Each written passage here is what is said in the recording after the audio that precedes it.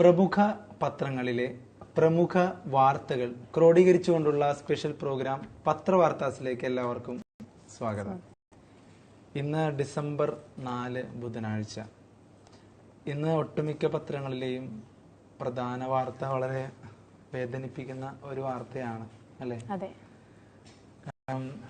ആലപ്പുഴയിലുണ്ടായിട്ടുള്ള ഒരു അപകടവും ആ അപകടത്തെ തുടർന്നുണ്ടായിട്ടുള്ള ഒരു വലിയ വേദന, അത് പറയുമ്പോൾ തന്നെ നമുക്ക് ഭയങ്കര അല്ലേ? എല്ലാ പത്രങ്ങളുടെയും ഫ്രണ്ട് പേജിൽ ആലപ്പുഴയിലെ അപകടത്തെ മെഡിക്കൽ വിദ്യാർത്ഥികളുടെ മരണത്തിനെ പറ്റിയുള്ള വാർത്തകളാണ് ഇന്നത്തെ. 5 പേരുടെ ചിത്രങ്ങളാണ് എല്ലാ പത്രങ്ങളുടെയും ഫ്രണ്ട് പേജിൽ കൊടുത്തിരിക്കുന്നത്. അത് ശരിക്കും ഒരു വേദനയോടെ അല്ലാതെ ഒരിക്കലും ഒരാൾക്കും അത് വായിക്കാൻ പോലും സാധിക്കില്ല. 1.5 മാസം മുമ്പ് ആലപ്പുഴ മെഡിക്കൽ കോളേജിൽ MBBS പഠനത്തിന് എത്തിയ 5 കൂട്ടുകാർ ഇന്നലെ കോളേജിലെ ലൈബ്രറി ഹാളിന് മുന്നിൽ ചേതനയേറ്റ് കിടന്നു.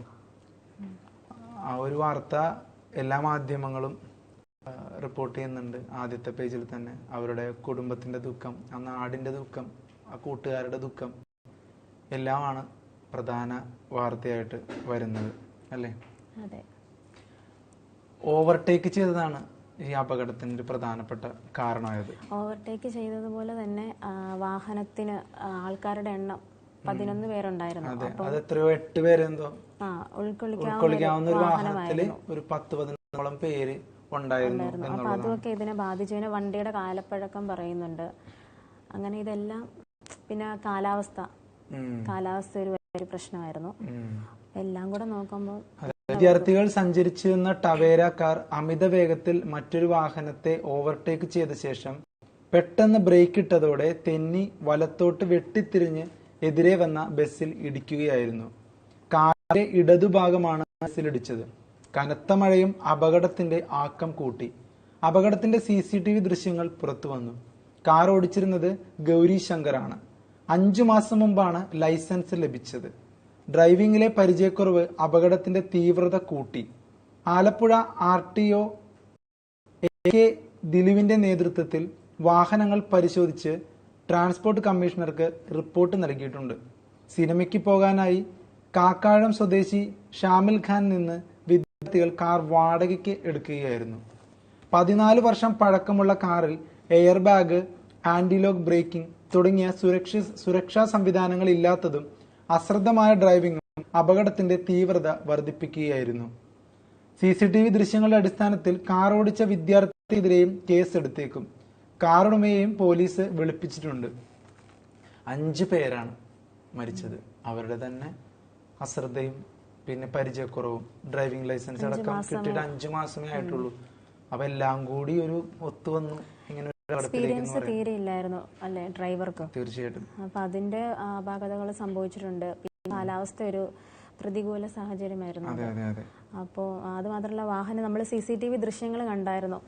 ഡ്രൈവർ ഇരുന്ന ഭാഗത്തുനിന്ന് നേരെ തിരിഞ്ഞു, വണ്ടി തിരിഞ്ഞിട്ടാണ് KSRTC ബസിന്റെ അടിഭാഗത്തുണ്ട്. അപ്പോൾ ഡ്രൈവർ ഒരു വശത്തോട്ടല്ല, ഈ ഓപ്പോസിറ്റ് സൈഡിൽ വന്നവരെല്ലാം ജാമായി ആ ഒരു സാഹചര്യമായിരുന്നു. അപ്പോൾ സ്പോട്ടിൽ തന്നെ മരണങ്ങളുണ്ടായി, പോകുന്ന വഴിക്ക് മരണമുണ്ടായി, ഹോസ്പിറ്റലിൽ ചെന്നിട്ട് മരിച്ചു. ഇപ്പോഴും കുറച്ചുപേർ ഗുരുതരാവസ്ഥയിലാണ്.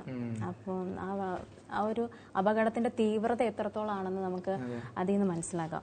മരണമടഞ്ഞ 5 പേര്, ഒരാള് ശ്രീദീപ് വത്സൻ, ആയുഷ് ഷാജി, മുഹമ്മദ് ഇബ്രാഹിം, ദേവനന്ദൻ, മുഹമ്മദ് അബ്ദുൾ ജബ്ബാർ. ഒരുപാട് മോഹങ്ങളുമായി അല്ലെ? ഒറ്റ മക്കളൊക്കെ ഉള്ള വീടുകളും ഒക്കെ ഉണ്ട്. ഒരു ഡോക്ടർ ആവണമെന്നുള്ള ഭയങ്കരമായ ഒരു ആഗ്രഹത്തിലാണ് അവര് MBBSന് ചേർന്ന്. നല്ലൊരു വൈബുള്ള കൂട്ടുകാരായിരുന്നു എന്ന് സുഹൃത്തുക്കൾ ഭയങ്കര സെറ്റായി അല്ലെ? അത്രത്തോളം വൈബായിരുന്നു അവരുടെ കോളേജുകളിലും. പക്ഷെ ഇത്തരത്തിലുള്ള യാത്രകൾ എപ്പോഴും ശ്രദ്ധിക്കുക, എല്ലാവരും, നമ്മളെല്ലാവരും ശ്രദ്ധിക്കുക. അമിതമായ വേഗതയോ, അതും രാത്രികാലങ്ങളിൽ പ്രത്യേകിച്ചും അല്ലെ? പിന്നെ ഈ ഡ്രൈവിങ്ങിലുള്ള പരിചയക്കുറവും എല്ലാം, ഇത്രയും പേരെ വഹിച്ചുകൊണ്ട് ഒരു വാഹനം അത്രയും പരിചയമില്ലാത്ത ഒരാൾ ഓടിക്കുക എന്ന് പറഞ്ഞാൽ അത് ഭയങ്കര ഒരു മിസ്റ്റേക്കാണ്. ആ മിസ്റ്റേക്കിന് ഇത്രയും വലിയൊരു വിലയാണ് കൊടുക്കേണ്ടി വന്നത്. ഇനി തിരിച്ചെടുക്കാൻ പറ്റാത്തൊരു ഇതായിപ്പോയി. പരിക്കേറ്റ 3 പേരുടെ നില അതീവ ഗുരുതരാവസ്ഥയിലാണ്. അപ്പോ കാറിൽ 11 വിദ്യാർത്ഥികളായിരുന്നു.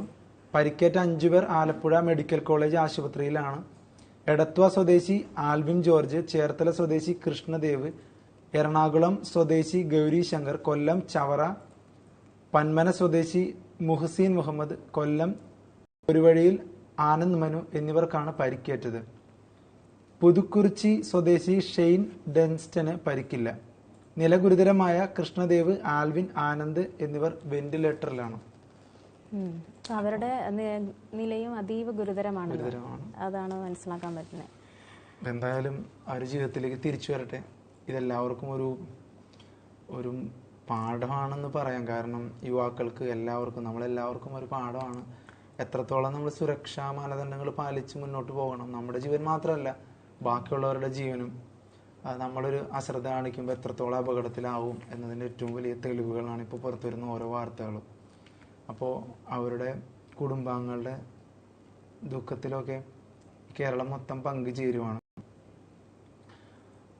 അങ്ങനെ അപ്പോൾ യാത്ര പോകുമ്പോ ഇപ്പൊ കൂട്ടുകാരുമായിട്ട് പോകുമ്പോ നമ്മൾ പ്രതീക്ഷിക്കുന്നില്ലല്ലോ ഇങ്ങനെ ഒരു അപകടം പ്രതീക്ഷിക്കുന്നില്ല. പക്ഷേ അമിതമായ വേഗതയും അങ്ങനെയുള്ള കാര്യങ്ങളൊക്കെ എന്ത് മോട്ടീവിന്റെ അടിസ്ഥാനത്തിലാണെങ്കിലും അതത്ര നല്ലതല്ല. നമ്മുടെ ജീവൻ മാത്രം ചെറിയൊരു അശ്രദ്ധ മതി, ചെറിയൊരു പട്ടി വട്ടം ചാടിയാൽ മതി. നമ്മൾ ചിലപ്പോൾ കൃത്യമായിട്ടായിരിക്കും ഭയങ്കര സ്പീഡിലൊക്കെ ഓടിക്കുന്നത്. പക്ഷെ അതല്ല, എന്തെങ്കിലുമൊക്കെ ഒരു സാഹചര്യം നമുക്ക് എഗെയിൻസ്റ്റ് ആയിട്ട് വരാൻ അധിക സമയം വേണ്ട. അപ്പോൾ അങ്ങനെ ഒരു സാഹചര്യം ഉണ്ടായാലും തരണം ചെയ്യാൻ സാധിക്കണമെങ്കിൽ അത്രത്തോളം നമ്മൾ സുരക്ഷാ മാനദണ്ഡങ്ങൾ പാലിച്ചിരിക്കണം. അമിത വേഗതയോ മറ്റൊന്നും നമുക്കൊന്നും ചെയ്യാൻ പറ്റില്ല. നമുക്ക് എഗെയിൻസ്റ്റ് ആയ ഒരു ഫാക്ടർ വന്ന് അവിടെ തീർന്നു എന്നുള്ള ഒരു സിറ്റുവേഷൻ വരും.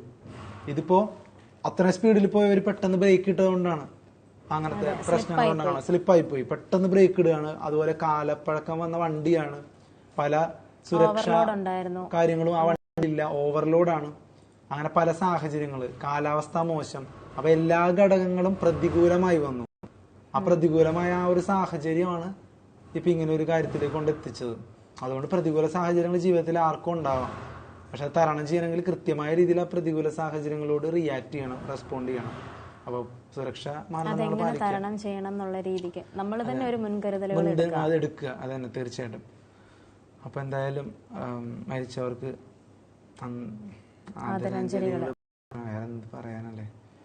ഓക്കെ, അടുത്തൊരു വാർത്ത, അതും വളരെ ഞെട്ടിക്കുന്ന ഒരു വാർത്തയാണ്. ശിശുക്ഷേമ സമിതിയിലുള്ള ഒരു വാർത്ത. ശിശുക്ഷേമ സമിതിയിൽ പെൺകുഞ്ഞിനോട് ക്രൂരത, 3 ആയമാർ അറസ്റ്റിൽ. 2.5 വയസ്സുള്ള പെൺകുഞ്ഞിനെ ജനനേന്ദ്രിയത്തിൽ മുറിവേൽപ്പിച്ച ശിശുക്ഷേമ സമിതിയിലെ 3 ആയമാർ അറസ്റ്റിൽ. കിടക്കയിൽ മൂത്രമൊഴിച്ചതിന് നഖം കൊണ്ട് മുറിവേൽപ്പിക്കുകയായിരുന്നു. അതെ, ക്രൂരത. കാര്യം ആ കുട്ടിയുടെ അമ്മ മരിച്ചിട്ട് അച്ഛൻ സൂയിസൈഡ് ചെയ്തു, അങ്ങനെ എന്തോ ഒരു ഇതല്ല, അങ്ങനെയാണ് ആ കുട്ടീനെ. അപ്പോ അങ്ങനത്തെ ഒരു സാഹചര്യത്തിൽ അതിനെ നോക്കാൻ വേണ്ടിയിട്ട് അതിന് ഉത്തരവാദിത്തപ്പെട്ട് പറയാൻ അങ്ങനെ ആരുമില്ല. അപ്പൊ അങ്ങനെ ഒരു കുട്ടീനെ നോവിക്കുമ്പോ അത് ആരോട് പറയും? നമ്മൾ ചിന്തിക്കേണ്ട. ഇതുപോലെ ഒരുപാട് സംഭവങ്ങൾ ഇന്ന് നടക്കുന്നുണ്ട് സമൂഹത്തിൽ. എത്ര പേര് ഇത് പുറത്തു പറയുന്നുണ്ട്. പ്രത്യേകിച്ച് അച്ഛനും അമ്മയും ഒക്കെയുള്ള വീടുകളിലെ കുട്ടികൾ പോലും ഇത് നടക്കുമ്പോ പുറത്തു പറയാറില്ല. ഇപ്പോ സ്കൂളിലോ മറ്റു സ്ഥലങ്ങളിലോ ഒക്കെ കുട്ടികൾക്ക് നേരെ ഉണ്ടാവുന്ന അതിക്രമങ്ങളൊക്കെ പല കുട്ടികളും തുറന്നു പറയാറില്ല. ആ തുറന്നു പറയേണ്ടതായിട്ടുള്ള അറിവോ അതിനുള്ള ഒരു പരിചയമോ ഒന്നും ഇല്ലാത്തതും ഒരു കാരണമാണ്. കാരണം അങ്ങനെ പറഞ്ഞു കഴിഞ്ഞാൽ എന്തെങ്കിലും സംഭവിക്കുമോ എന്നുള്ള ഭീതി അതുകൊണ്ട്. അപ്പോ അച്ഛനും അമ്മയും പോലും ചോദിക്കാനില്ലാത്ത ഒരു കുട്ടി, ശിശുക്ഷേമ സമിതിയിൽ വളരുന്ന ഒരു കുട്ടിക്ക് എന്ത് പറയാനാണ്? ആ കുട്ടി ആരോട് പറയാനാ? ഈ പറയേണ്ടവർ തന്നെയാണ് ഇങ്ങനെ ചെയ്യുന്നത്. അപ്പൊ ആരോട് പറയാ കുട്ടി? എന്നിട്ട് കുളിപ്പിച്ചപ്പോൾ ആ കുഞ്ഞ് കരഞ്ഞു. അപ്പോഴാണ് ഈ പറയുന്ന ഒരു കാര്യത്തെ മറ്റുള്ളവർ ശ്രദ്ധിക്കുന്നത്.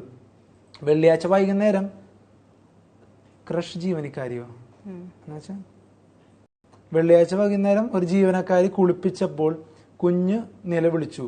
അവരാണ് മുറിവുകൾ കണ്ടത്.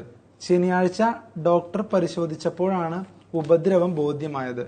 തൈക്കാടുള്ള കുട്ടികളുടെയും സ്ത്രീകളുടെയും ആശുപത്രിയിൽ പ്രവേശിപ്പിക്കുകയായിരുന്നു.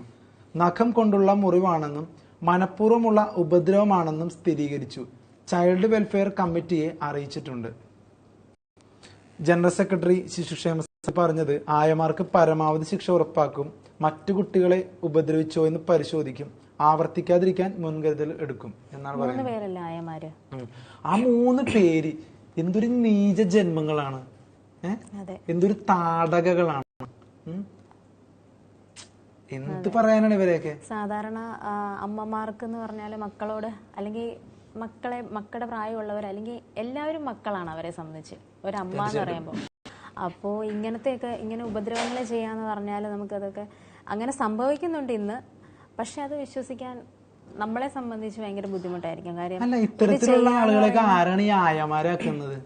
ഒരു ജോലി ഇല്ലെങ്കിൽ ഇവരെ വേറെ വല്ല ജോലിക്ക് വിടണം. അപ്പൊ ഈ ശിശുക്ഷേമ വകുപ്പ് സമിതി അല്ലെങ്കിൽ വകുപ്പുകാരാണെങ്കിൽ തന്നെ ഇത്തരത്തിലുള്ള ജോലിക്ക് ആൾക്കാരെ തിരഞ്ഞെടുക്കുമ്പോ കുറച്ചും കൂടി ഒരു മാനുഷിക തലത്തിൽ നിന്നുകൊണ്ട് ചിന്തിക്കണം. അമ്മയുടെ മനസ്സ് എന്ന് പറഞ്ഞാൽ ആ മനസ്സിനെ ഒരു വേറിട്ട് നിർത്താൻ പറ്റും നമുക്ക്. ഒരു സ്ത്രീയുടെ മനസ്സ്, അമ്മയുടെ മനസ്സ് രണ്ടായിട്ട് നമുക്ക് വേർതിരിക്കാൻ പറ്റും. എല്ലാവരുടെയും വെച്ച് നോക്കുമ്പോൾ അമ്മ മനസ്സാണ് ഏറ്റവും ഉദാത്തമായത്. അങ്ങനെ അമ്മ മനസ്സുള്ള വാത്സല്യമുള്ള സഹന ശേഷിയുള്ള ആളുകളെയൊക്കെയാണ് ഇത്തരം ജോലികളിൽ പരിഗണിക്കേണ്ടത്. പ്രത്യേകിച്ച് കുട്ടികളെ നോക്കുന്ന ജോലികളാണ്. അത് ഏറ്റവും പവിത്രമായ രീതിയിൽ ഏറ്റവും മനോഹരമായി നന്മയോടെ ചെയ്യേണ്ട കാര്യങ്ങളാണ്. കാരണം അവരെയൊക്കെയാണ് ഭാവിയിലെ വാഗ്ദാനങ്ങളാക്കി നമുക്ക് പരിവർത്തനം ചെയ്യേണ്ടത്. അപ്പൊ അത്തരത്തിലുള്ള ജോലികളിലേക്ക് ഒരു ഇതായിരിക്കും അമ്മമാർക്കുള്ളത്. പക്ഷെ എന്നുള്ള ഒരു രീതിക്ക് ആ കുട്ടീനെ ഉപദ്രവിച്ചത് മാത്രമാണോ അത്? അതിന് പറയാൻ ആരും ഇല്ല എന്നുള്ളത് പോലും. ആരുമില്ലാത്ത കുട്ടിയെ ഇത്തരത്തിൽ ഉപദ്രവിക്കുക, ഒന്ന് ആലോചിക്കുക. എത്ര നീച പ്രവൃത്തിയാണത് അല്ലെ? ഒരു മിണ്ടാപ്രാണിയെ ഉപദ്രവിക്കുന്നതിനൊക്കെ അല്ലെ, അതുപോലത്തെ ഒരു ഇതാത്. അപ്പൊ അതുകൊണ്ട് അറസ്റ്റിലായ പോത്തൻകോട് അണ്ടൂർക്കോണം സ്വദേശി അജിത, അയൂരുപ്പാറ സ്വദേശി മഹേശ്വരി, കല്ലമ്പലം നാവായിക്കുളം മുല്ലനെല്ലൂർ സ്വദേശി സിന്ധു എന്നിവരെ കോടതി റിമാൻഡ് ചെയ്ത് സബ് ജയിലിൽ അടച്ചു. ജുവനൈൽ ജസ്റ്റിസ് ആക്ട് പോക്സോ വകുപ്പുകൾ പ്രകാരമാണ് കേസ്. ഈ 3 പേർക്കും പരമാവധി ശിക്ഷ കിട്ടട്ടെ. ആ ശിക്ഷ കിട്ടുന്നത് ഇത്തരത്തിലുള്ള നീചരായിട്ടുള്ള ആളുകൾക്ക് ഒരു പാഠമായിരിക്കട്ടെ. ആയമാര്, അല്ലെങ്കിൽ പ്ലേ സ്കൂൾ ടീച്ചർമാര്, അംഗൻവാടിയിലുള്ള ടീച്ചർമാര്, ഇവരെല്ലാവരും കുറച്ചും കൂടി മാനുഷിക തലത്തിൽ നിന്നുകൊണ്ട് ഒരമ്മ മനസ്സോടുകൂടി കാര്യങ്ങൾ അംഗനവാടി ടീച്ചർ ഒരു കുട്ടി വീണിട്ട് റിപ്പോർട്ട് ചെയ്തില്ല എന്നുള്ള രീതിക്ക്, എന്നിട്ട് അതിന് ഉള്ളില് ആന്തരിക അവയവങ്ങൾക്ക് എന്തോ ഇഞ്ചുറി ഉണ്ടായിരുന്നത് ഈ കഴിഞ്ഞ ലേറ്റസ്റ്റ് ആയിട്ട് ഇറങ്ങിയ ഒരു സംഭവമായിരുന്നു. അംഗനവാടി വെച്ചൊരു കുട്ടി വീണു. അപ്പോൾ അതിന് ഉള്ളില് മുറിവുണ്ടായിരുന്നു. പക്ഷെ അതിന് അത്രത്തോളം പ്രാധാന്യം കൊടുത്തില്ല. അതിനുശേഷം കുട്ടി വോമിറ്റ് ചെയ്യുകയും കുട്ടിക്ക് ശാരീരിക അസ്വസ്ഥതകളൊക്കെ ശേഷമാണ് വീട്ടുകാർ ഹോസ്പിറ്റലിൽ കൊണ്ടുപോയപ്പോൾ ഒരു സംഭവം ഉണ്ടെന്ന് അറിയുന്നത്. അപ്പോൾ നമ്മൾ പരമാവധി ഇപ്പം അംഗനവാടി ടീച്ചർമാരാണെങ്കിലും ഇതുപോലുള്ള മറ്റ് ശിശുക്ഷേമ വകുപ്പുകളിൽ ഇതുപോലെ ജോലി ചെയ്യുന്നവരൊക്കെ കുട്ടികൾക്ക് കൊടുക്കേണ്ട കുറച്ച് കെയറും അവർക്ക് കൊടുക്കേണ്ട പരിപാലനം, അത് ഏത് രീതിക്ക് അവരൊന്ന് വീഴുന്നുണ്ടെങ്കിൽ പോലും അത് ശ്രദ്ധിക്കണം.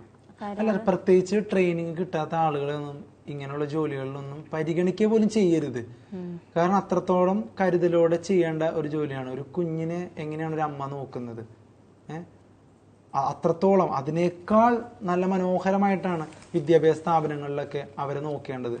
ഈ ആയമാരായിട്ട് ഇനി നിയോഗിക്കുമ്പോൾ ഇത്തരത്തിലുള്ള ഒരുപാട് കാര്യങ്ങളും കൂടി നോക്കി വേണം നിയോഗിക്കാൻ. അല്ലാതെ കൊച്ചുകുട്ടികളെ ചെറിയ ചെറിയ തെറ്റുകൾ ചെയ്തെന്ന് പറഞ്ഞിട്ട് ഇത്രയും ക്രൂരമായ രീതിയിൽ മർദ്ദിക്കുന്ന നോവിക്കുന്ന ആളുകളൊന്നും മനുഷ്യവർഗത്തിൽ കൂട്ടാൻ പറ്റാത്ത ആളുകളാണ്. അവർക്ക് ജയിലിൽ തന്നെ കിടക്കുന്നതാണ് ഏറ്റവും നല്ല കാര്യം. മനുഷ്യർക്കും എല്ലാവർക്കും നല്ലത് അതാ. അതല്ലാതെ അവരെ ഇതുപോലെ ആയമാരാക്കി ടീച്ചർമാരാക്കി ഒന്നും നിയമിക്കരുത് ദയവ് ചെയ്ത്. ഇത്രത്തോളം ക്രൂരമായ പ്രവൃത്തി ചെയ്ത് ഈ ആയമാര് ഈ കുട്ടിയെ മാത്രമല്ല എത്ര കുട്ടികളെ ഉപദ്രവിച്ചിട്ടുണ്ടാവും. അങ്ങനെയാണെങ്കിൽ എത്ര കുട്ടികൾ പുറത്ത് പറയും. ഇപ്പൊ ഈ കുട്ടി ഇതുപോലെ പുറത്ത് പറഞ്ഞതുപോലെ കുളിപ്പിക്കുമ്പോൾ അതിന് വേദനിച്ചപ്പോ കരഞ്ഞപ്പോ ആ ജീവനക്കാരുടെ ശ്രദ്ധയിൽപ്പെട്ട് ഡോക്ടറെ കൺസൾട്ട് ചെയ്തപ്പോ അവിടെ വെച്ചാണ് ഇങ്ങനൊരു സംഭവം ഉണ്ടായിട്ടുണ്ടെന്ന് അറിയുന്നത് തന്നെ. എത്ര കുട്ടികൾ ഇതുപോലെ അല്ലെ അനുഭവിച്ചിട്ടുണ്ടാവും ഈ ആയമാരുടെ ഭാഗത്തുനിന്ന് തന്നെ. പക്ഷെ ഒരു കാര്യമുണ്ട്, എല്ലാ ആയമാരും ഇങ്ങനെ ആവണമെന്നില്ല. എല്ലാ ആയമാരും നല്ല ഇതുപോലുള്ള കുറച്ച് പേർ മതിയല്ലോ എല്ലാവരും. അങ്ങനെയുള്ളവരെ എന്തായാലും ഇത്തരത്തിലുള്ള ജോലിക്ക് എടുക്കാൻ, അല്ലെങ്കിൽ അവർക്ക് വേണ്ട കർശനമായ ശിക്ഷ തന്നെ, കടുത്ത ശിക്ഷ തന്നെ നൽകി. മാനസിക വിഭ്രാന്തിയാണ് ഇത്തരത്തിലുള്ളവർക്ക്. അവരെയൊക്കെ ചികിത്സിക്കുകയാണ് വേണ്ടത്. ഇങ്ങനെയുള്ളവരും സമൂഹത്തിൽ ഇറക്കി വിടരുത്.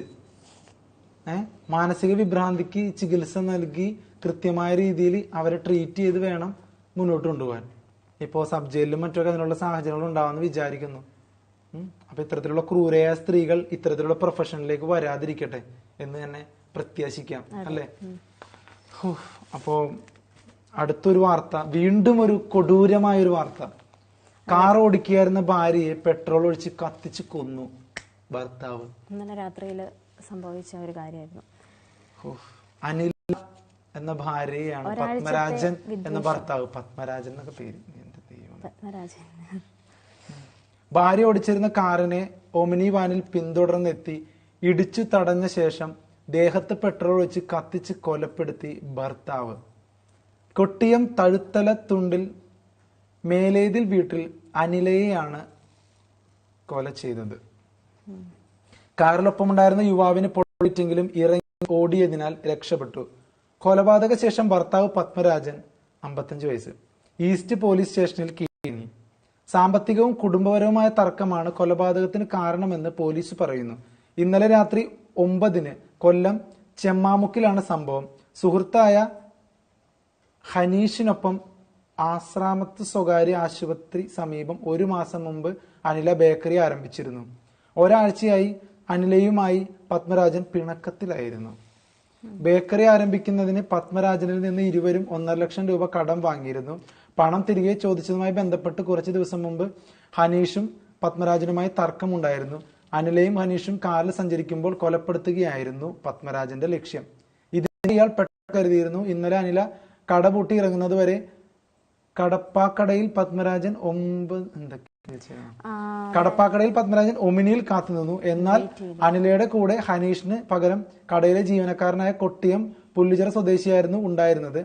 അനിലയുടെ കാർ കടപ്പാക്കട എത്തിയത് മുതൽ ഒമിനിയിൽ പിന്തുടർന്നു. ചെമ്മാൻമുക്ക് എത്തിയപ്പോൾ ഒമിനി വാൻ കാറിന്റെ ഡ്രൈവിംഗ് സീറ്റിനോട് ചേർത്ത് ഇടിച്ചു നിർത്തി. ഒമിനിയിൽ നിന്നിറങ്ങിയ പത്മരാജൻ കൈകൊണ്ട് കാറിന്റെ ഡ്രൈവിംഗ് സീറ്റിന്റെ ഗ്ലാസ് തകർത്ത ശേഷം പെട്രോൾ ഉള്ളിലേക്ക് ഒഴിച്ച് കത്തിക്കുകയായിരുന്നു. അനില സംഭവ സ്ഥലത്ത് തന്നെ മരിച്ചു. എന്തൊരു ക്രിമിനൽ ആക്ടിവിറ്റി ആണല്ലേ. സ്വന്തം ഭാര്യയെ കൊല്ലാൻ പെട്രോൾ ഒരാഴ്ചത്തെ പ്രിപ്പറേഷൻ. ഒരാഴ്ച ഒരു പിണക്കം വന്നപ്പോഴേ കൊലപാതകം. ഇതൊന്നും പിണക്കമല്ല, മറ്റെന്തോ ഗുരുതരമായ കാരണങ്ങളുണ്ട്. കറക്റ്റ് അയാൾ ഒരു സൈക്കോയാണ്. അങ്ങനെയൊക്കെ പറയാം, അങ്ങനെ പറയണം. പിന്നല്ലാതെ എന്താ പറയാ, ഒരു ഭാര്യയെ പട്ടാപ്പകല് കത്തിച്ച്. രാത്രിയാണോ കത്തിച്ചത്? അതെ, ഇന്നലെ രാത്രി 9 മണി സമയത്തല്ലേ ബേക്കറി അടച്ചു. അനിലയുടെ കൂടെ ഹനീഷിനെയും കൂടി പത്മരാജൻ പ്രതീക്ഷിച്ചിരുന്നു. പക്ഷേ പത്മരാജന് മുന്നിൽ ഹനീഷിനെ കിട്ടിയില്ല. പകരം ആ കടയിലെ മറ്റൊരു ജീവനക്കാരനായിരുന്നു. സാരമായ പൊള്ളലുകളോടെ അയാൾ രക്ഷപ്പെട്ടു. പക്ഷെ അനില സംഭവ സ്ഥലത്ത് തന്നെ മരിച്ചു. തീ കൊളുത്തിയാണ് കൊന്നത് പത്മരാജൻ.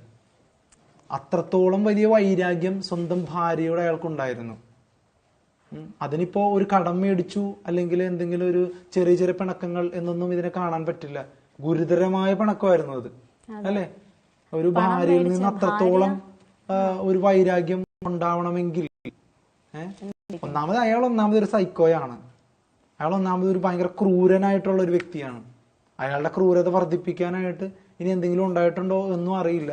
എന്തു വന്നാലും ഇത്തരത്തിലുള്ള പ്രവൃത്തികൾ ഒറ്റയടിക്ക് എന്തായാലും ഇങ്ങനെ ഒരു ഇത് സംഭവിക്കത്തില്ല. ഒരുപക്ഷെ ഇതിന് മുമ്പ് തൊട്ട് ഇവർക്കിടയിൽ അസ്വാരസ്യങ്ങൾ ഉണ്ടായിരിക്കാം.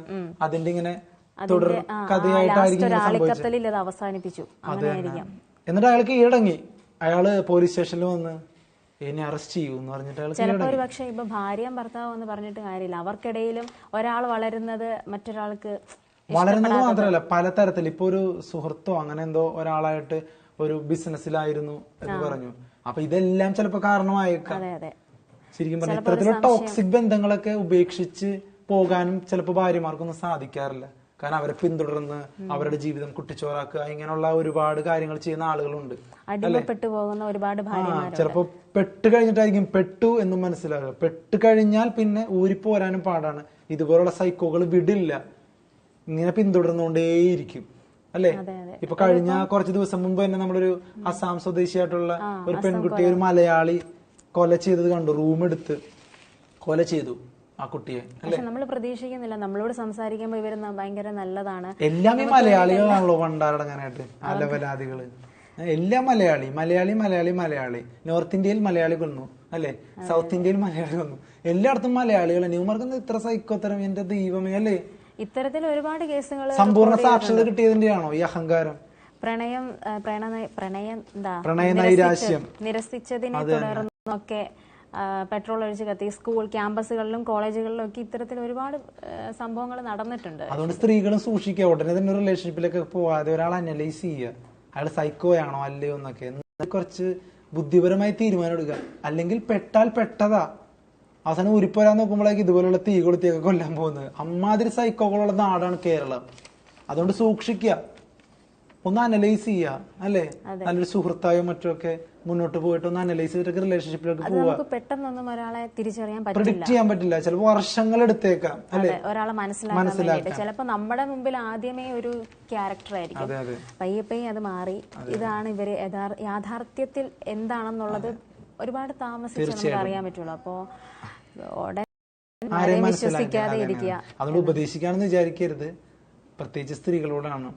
നിങ്ങളുടെ താലിച്ചരടിനെ ഒരു കുരുക്കായിട്ടും കാണാം, അല്ലെ? ഒരു കുരുക്ക്, ആ കുരുക്കിലേക്ക് പോവാതെ ഒരു താലിച്ചരടായിട്ട് കൺവേർട്ട് ചെയ്യാൻ വേണ്ടി നിങ്ങൾ കൃത്യമായ ആളുകളെ തിരഞ്ഞെടുക്കുക ജീവിതത്തിൽ, അല്ലെ? കുറെ പേര് സഹായിക്കും. കാര്യം കുടുംബം, കുട്ടികള്, ഇനിയിപ്പോ എങ്ങനെയാണ് മറ്റൊരു രീതിയിലോട്ട് പോകുന്നുള്ള രീതിക്ക് സഹിച്ചു നിൽക്കുന്നവരുണ്ട്. പക്ഷെ അതിന്റെയും ചിലപ്പോൾ ഒരുപക്ഷെ അവസാനം സംഭവിക്കുന്ന ഇതുപോലുള്ള കൊടും ക്രൂരതകളും ഒക്കെയാണ്. പറ്റുമെങ്കിൽ നല്ലൊരു ജോലി സെറ്റ് ചെയ്ത് ഇത്തരം സൈക്കോകളെയൊക്കെ സഹിക്കുന്നതിലും നല്ലത് പറ്റുമെങ്കിൽ നല്ലൊരു ജോലി സെറ്റ് ചെയ്ത് പുറത്തോട്ട് വല്ലതും പോവാ. ഇവിടെ എന്തായാലും ഇതുപോലെ ഒമിനിയിലൊക്കെ വരും പുറകില്. എന്തായാലും ഇന്ത്യയിൽ എവിടെ നിൽക്കരുത്, വല്ല പുറത്തോട്ട് പോവാ. അഥവാ പ്ലെയിനിലെങ്കിലും കയറണമല്ലോ. പക്ഷെ ഇവര് തന്നെയല്ലേ പുറത്തോട്ട് പോകുന്നത്. പക്ഷെ പുറത്ത് ഇങ്ങനെ ചെയ്യാൻ പറ്റില്ല. ഇത്രയും രീതിയിൽ ഒരു മലയാളിക്ക് അവിടെ ഒന്ന് പെട്രോൾ ഒഴിച്ച് കത്തിക്കാന്ന് പറഞ്ഞാൽ നിസ്സാര പരിപാടി അല്ല, പറ്റില്ല. അങ്ങനെയൊക്കെ അല്ലേ? അത് ശരിയാ. അതുകൊണ്ട് അങ്ങനെയല്ല, ഇങ്ങനെയൊക്കെ ഓരോ സംഭവങ്ങൾ കേരളത്തിൽ സംഭവിക്കുന്നല്ലോ എന്നുള്ളൊരു നമ്മളൊരു കരുതലോട് കൂടി സ്ത്രീകളാണെങ്കിലും എപ്പോഴും എന്തും സംഭവിക്കാം. നമ്മുടെ കൂട്ടത്തിൽ ഇപ്പൊ ചിരിച്ചു നിൽക്കുന്നവർ നാളെ ചിലപ്പോ മറ്റൊരു രീതിയിൽ നമ്മളോട് പെരുമാറാം. തീർച്ചയായിട്ടും. അപ്പോ മറ്റൊരു പ്രധാനപ്പെട്ട ഒരു വാർത്ത വരുന്നത്, വീണ്ടും ഒരാൾ പാർട്ടി വിട്ട് പാർട്ടിയിലേക്ക് ചേരുകയാണ്. ഏത് പാർട്ടി വിട്ട് ഏത് പാർട്ടിയിലേക്ക് എന്നുള്ളത് നമുക്ക് പറയാം. അതിരെ പറയൂ. ഏത് പാർട്ടിയിൽ നിന്ന് ഏത് പാർട്ടിയിലേക്കാണ് മാറിയിരിക്കുന്നത്? ഇപ്പൊ LDFന്റെ ഇതിൽ നിന്ന് ഇപ്പൊ BJP-യിലോട്ട് പോയി. വീണ്ടും ഒരു കമ്മ്യൂണിസ്റ്റ് BJP-കാരനായി മാറിയിരിക്കുന്നു. അതുകൊണ്ട് അത് അയാളെ കമ്മ്യൂണിസ്റ്റ് എന്ന് വിളിക്കാൻ പറ്റുമോ എന്നറിയില്ല. ഒരു കമ്മ്യൂണിസ്റ്റിന് ഒരിക്കലും BJP-കാരനാൻ പറ്റില്ല. ഒരു പാർട്ടിക്കാരനും അല്ല, കമ്മ്യൂണിസ്റ്റിന് BJP-കാരനാൻ പറ്റും? പറയൂ. കമ്മ്യൂണിസ്റ്റിന് BJP-കാരനാവാൻ പറ്റുമോ? പിന്നെ ആദർശം കൊണ്ട് അടിസ്ഥാനപരമായ കമ്മ്യൂണിസം മനസ്സിലാക്കിയ ഒരാൾക്ക് BJP-കാരനാൻ പറ്റുമോ? സ്ഥാനം കിട്ടാതെ വരാൻ നേരത്ത് ആ സ്ഥാനം മോഹിച്ച് ഉദ്ദേശിച്ചത്, അതായത് അടിസ്ഥാനപരമായ ആശയം, ആ ആശയത്തിൽ ഊന്നി കമ്മ്യൂണിസത്തെ തലക്ക് പിടിച്ച ഒരാൾക്ക് BJP-കാരനാൻ പറ്റില്ല, അല്ലെ? അയാളുടെ ആശയവും BJP-യുടെ ആശയവും തമ്മിൽ ഒരുപാട് അന്തരമുണ്ട്. പക്ഷേ വെറും ഒരു പാർട്ടി പ്രവർത്തകൻ എന്ന നിലയിൽ കമ്മ്യൂണിസ്റ്റ് പ്രസ്ഥാനത്തിൽ ചേരുകയും പ്രവർത്തിക്കുകയും സ്ഥാനമാനങ്ങൾ കിട്ടാത്തതിൽ വിഷമിക്കുന്ന ആളുകൾ BJP-യിലേക്കോ കോൺഗ്രസിലേക്കോ ഒക്കെ മാറും. സ്വാഭാവികം. അവരുടെ ഉള്ളിൽ കമ്മ്യൂണിസം അല്ല, അവരുടെ ഉള്ളിൽ അധികാരമോഹമാണ്, അല്ലെ? സ്വയം താല്പര്യങ്ങളാണ്, സെൽഫിഷ്നെസ് ആണ്. അപ്പൊ അങ്ങനെയുള്ളവരൊക്കെ പോട്ടെ. അപ്പൊ അങ്ങനെ ഒരാൾ കൂടി പോയിരിക്കുന്നു കമ്മ്യൂണിസ്റ്റ് പ്രസ്ഥാനത്തിൽ നിന്ന്. ആളുടെ പേരെന്താണ്? മധു മുല്ലശ്ശേരി BJP-യിലേക്ക്. അതെ, വിഭാഗീയതയെ തുടർന്ന് CPM വിട്ട മംഗലാപുരം മുൻ ഏരിയ സെക്രട്ടറി മധു മുല്ലശ്ശേരിയും കുടുംബവും BJP-യിൽ ചേർന്ന് പ്രവർത്തിക്കും.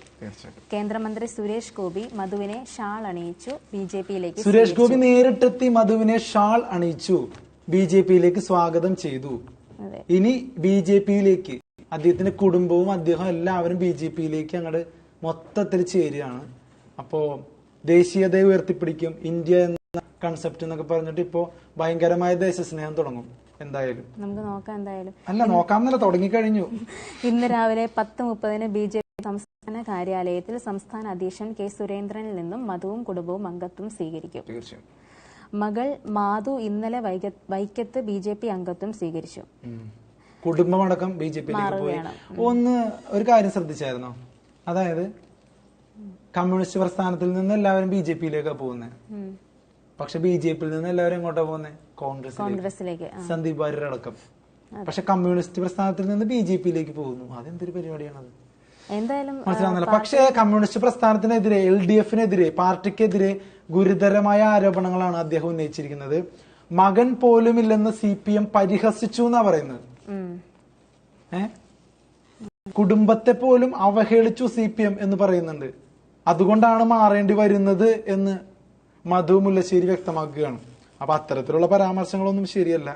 എന്നിരുന്നാലും BJPയിലേക്ക് ചേർന്നതിന്റെ അടിസ്ഥാനത്തിൽ അദ്ദേഹം ഒരു യഥാർത്ഥ കമ്മ്യൂണിസ്റ്റ് ആണ് എന്ന് പറയാൻ സാധിക്കില്ല. ഉറപ്പായിട്ടും പറ്റത്തില്ല. അതുകൊണ്ട് BJPയിൽ അദ്ദേഹം പ്രവർത്തിച്ചൊരു ഇനിയിപ്പോ പുതിയൊരു പാർട്ടിയുടെ കാര്യങ്ങള് അതിന്റെ ഇതെല്ലാം പഠിക്കണ്ടേ? നമ്മൾ ഇത്രയും നാളും പ്രവർത്തിച്ച ഒരു പഠിക്കാനുണ്ടോന്ന് അറിയില്ല. എന്തായാലും അദ്ദേഹത്തിനുള്ളിൽ ആ BJP രാഷ്ട്രീയം ഉണ്ടായിരുന്നിരിക്കാം. അല്ലെങ്കിൽ ഇങ്ങനെ പെട്ടെന്ന് തീരുമാനം അല്ലെ ആ ഒരു രീതിക്കാണ് പോകുന്നത്. പലപ്പോഴും അങ്ങനത്തെ ഒരു രീതിക്ക് പരാമർശങ്ങൾ വന്നിട്ടുമുണ്ട്. പെട്ടെന്ന് ഒരു സ്വിച്ച് ഇട്ട പോലെ സ്വിച്ച് ചെയ്യേണ്ടൊന്നല്ല നമ്മുടെ രാഷ്ട്രീയം. നമ്മുടെ രാഷ്ട്രീയം എന്ന് പറഞ്ഞാൽ പലതരത്തിലുള്ള നമ്മുടെ മാനസികാവസ്ഥയെ അറിവിനെയൊക്കെ അടിസ്ഥാനപ്പെടുത്തി നമ്മൾ രൂപീകരിക്കുന്ന ഒരു ആദർശമാണ് നമ്മുടെ രാഷ്ട്രീയം. ആ രാഷ്ട്രീയത്തെ ജസ്റ്റ് ഒരു ലൈറ്റ് ഇടുന്ന പോലെ സ്വിച്ച് ഇട്ടാൽ വരുന്ന ഒരു കാര്യമാക്കി മാറ്റുന്നതിനോടാണ് പുച്ഛം തോന്നുന്നത്. ഇപ്പോ മക്കളെ അടക്കം BJPയിലേക്ക് ചേർത്തു എന്ന് പറയുന്നു. എന്തടിസ്ഥാനത്തിലാണ്? അവർക്ക് എന്താ ആദർശം അറിഞ്ഞിട്ടാണ്? അല്ലെങ്കിൽ അവരുടെ അറിവിനെ, അവരുടെ മനോഭാവത്തെ ഒക്കെ മനസ്സിലാക്കി അങ്ങനെ ഒരു തീരുമാനമായിരുന്നു അത്? അല്ല, നിലപാടില്ലായ്മയാണത്. അപ്പോൾ അതുകൊണ്ട് സ്വിച്ച് ഇട്ടാൽ മാറുന്നതല്ല രാഷ്ട്രീയം. രാഷ്ട്രീയം എന്ന് പറഞ്ഞു കഴിഞ്ഞാൽ ഒരു പ്രോസസ്സാണ്. ആ പ്രോസസ്സിനെ ഏറ്റവും കൂടുതൽ റെസൊണേറ്റ് ചെയ്യുന്ന ഒരു ആദർശവുമായിട്ട് നമ്മൾ താതാത്മ്യം പ്രാപിക്കുന്നതാണ് രാഷ്ട്രീയം. അപ്പൊ ഇതെന്നൊക്കെ പറഞ്ഞാൽ ജസ്റ്റ് അധികാരമോഹത്തിനോ അല്ലെങ്കിൽ എന്തെങ്കിലും ഒരു പേഴ്സണൽ ബെനിഫിറ്റിനോ വേണ്ടി മാറുന്നത് പോലെയാണ് ഇപ്പോ ഒരു പാർട്ടിയിൽ നിന്ന് അടുത്ത പാർട്ടിയിലേക്ക് ആളുകൾ ഇപ്പൊ മാറുന്നത് നമുക്ക് തോന്നുന്നത്. ഓക്കെ, അപ്പൊ ഇതല്ല ശരിക്കും രാഷ്ട്രീയത്തിന്റെ ഒരു മൂല്യബോധത്തിന് ചേർന്നതെന്നാണ് എനിക്ക് പറയാനുള്ളത്. എന്താ അതിലേക്ക് പറയാനുള്ളത്? എനിക്ക് എന്താ പറയാ, പ്രത്യേകിച്ചൊരു രാഷ്ട്രീയത്തിനോട് ഒരു താല്പര്യമുള്ള ഒരാളല്ല. ഉറപ്പായിട്ടും ഒരു പാട്ടിന്റെ അടുത്ത പാട്ടിന്റെ കൂടെ തന്നെ അല്ലേ നമുക്കൊരു കുടുംബത്തിൽ നിന്ന് തൊട്ടടുത്ത കുടുംബത്തിലേക്ക് മാറാൻ പറ്റും. അതെ, ഉറപ്പാണ്. ഇപ്പൊ നമ്മുടെ ഫാമിലിയിലാണെങ്കിൽ പോലും അച്ഛൻ അല്ലെങ്കിൽ അമ്മ തീരുമാനിക്കുന്ന തന്നെയാണ് എന്റെ തീരുമാനം. നമുക്ക് ഇല്ല, പക്ഷെ ആ ഫാമിലി എന്നുള്ള കൺസെപ്റ്റിൽ നമ്മൾ നിൽക്കുന്നുണ്ട്. അതാണ് കറക്റ്റ്. അതാ കാരണം നമ്മുടെ കുടുംബത്തിൽ നിന്ന് എന്തെങ്കിലും ഒരു പ്രശ്നം ഉണ്ടായി കഴിഞ്ഞാൽ തൊട്ടപ്പുറത്തെ വീട്ടിലേക്ക് നമ്മൾ താമസം മാറുമോ? അപ്പുറത്തെ വീട്ടിലെ ചേട്ടനും ചേച്ചിയും വരും മോനെ വാ ഇങ്ങോട്ട് വാ നിന്റെ അച്ഛൻ ശരിയല്ല എന്ന് പറഞ്ഞാൽ പോവും? ഇല്ല. കുടുംബത്തിലെ പ്രശ്നങ്ങൾ പരിഹരിച്ച് നമ്മൾ മുന്നോട്ട് പോകാൻ നോക്കും. ഏതാണ്ട് അതേ രീതിയാണ് ഒരു രാഷ്ട്രീയ ബോധമുള്ള ഒരാൾ സ്വീകരിക്കേണ്ടത്. പച്ചയ്ക്ക് പറഞ്ഞാൽ അങ്ങനെയാണ്, സിമ്പിൾ ആയിട്ട് പറഞ്ഞാൽ. അല്ലാതെ സ്വന്തം കുടുംബത്തിലൊരു പ്രശ്നം എന്നൊക്കെ പറഞ്ഞിട്ട് തൊട്ടപ്പുറത്തെ വീട്ടിലേക്ക് ചാടുന്നതല്ല രാഷ്ട്രീയ ബോധം അല്ലേ? അപ്പൊ ഇനിയെങ്കിലും പഠിക്കുക. ഞങ്ങൾ പറഞ്ഞു കുടുംബം എന്ന് പറയുന്നതായിട്ട് ചേരും ഓരോ പാർട്ടിയും. പിന്നെ അങ്ങനെ സ്വന്തം കുടുംബം പോലെ നാടിനെ സ്വന്തം കുടുംബം പോലെ കുടുംബത്തിലെ അംഗങ്ങളെ പോലെ മനുഷ്യരെയൊക്കെ കാണാൻ പഠിക്കുന്നതാണ് യഥാർത്ഥ രാഷ്ട്രീയക്കാരൻ അല്ലേ? അതെ, കൂടുമ്പോൾ ഇമ്പം ഉണ്ടാവുന്നിടമാണല്ലോ കുടുംബം. അപ്പോ പക്ഷെ നമ്മുടെ ഈ ഒരു ഇവിടെ പറയുന്നത് മൊത്തവും ഇവര് ഭാര്യയും, അതായത് അദ്ദേഹത്തിന്റെ ഭാര്യയും മക്കളും ഒക്കെ ഓരോ ഈ പാർട്ടിയുടെ ഓരോ ചുമതലകളൊക്കെ ഏറ്റിരുന്നവരാണ്. അവരെല്ലാം അത് ഉപേക്ഷിച്ചിട്ട് അദ്ദേഹത്തിനോടൊപ്പം മാറിയിരിക്കുകയാണെന്നാണ് പറയുന്നത്. ഇന്നലെ രാവിലെ 11-ന് മംഗലാപുരം മുരുക്കുംപുഴയിലെ മുല്ലശ്ശേരി വീട്ടിലെത്തിയ മുൻ കേന്ദ്രമന്ത്രി വി മുരളീധരൻ, കേന്ദ്രമന്ത്രി സുരേഷ് ഗോപി, സംസ്ഥാന വൈസ് പ്രസിഡന്റ് സി ശിവൻകുട്ടി, ജില്ലാ പ്രസിഡന്റ് വി രാജേഷ് തുടങ്ങിയവർ മധുവുമായി ചർച്ച നടത്തി. നരേന്ദ്രമോദി ഭരണത്തിൽ രാജ്യം കൈവരിച്ച നേട്ടങ്ങൾക്കൊപ്പം കൈകോർക്കാൻ സന്തോഷവും അഭിമാനവുമാണെന്ന് മധു പറഞ്ഞു. മധുവിനൊപ്പം ഭാര്യ രജനിയും മകൻ മിഥുനും CPMലെയും പോഷക സംഘടനകളിലെയും ചുമതലകൾ ഉപേക്ഷിച്ചു.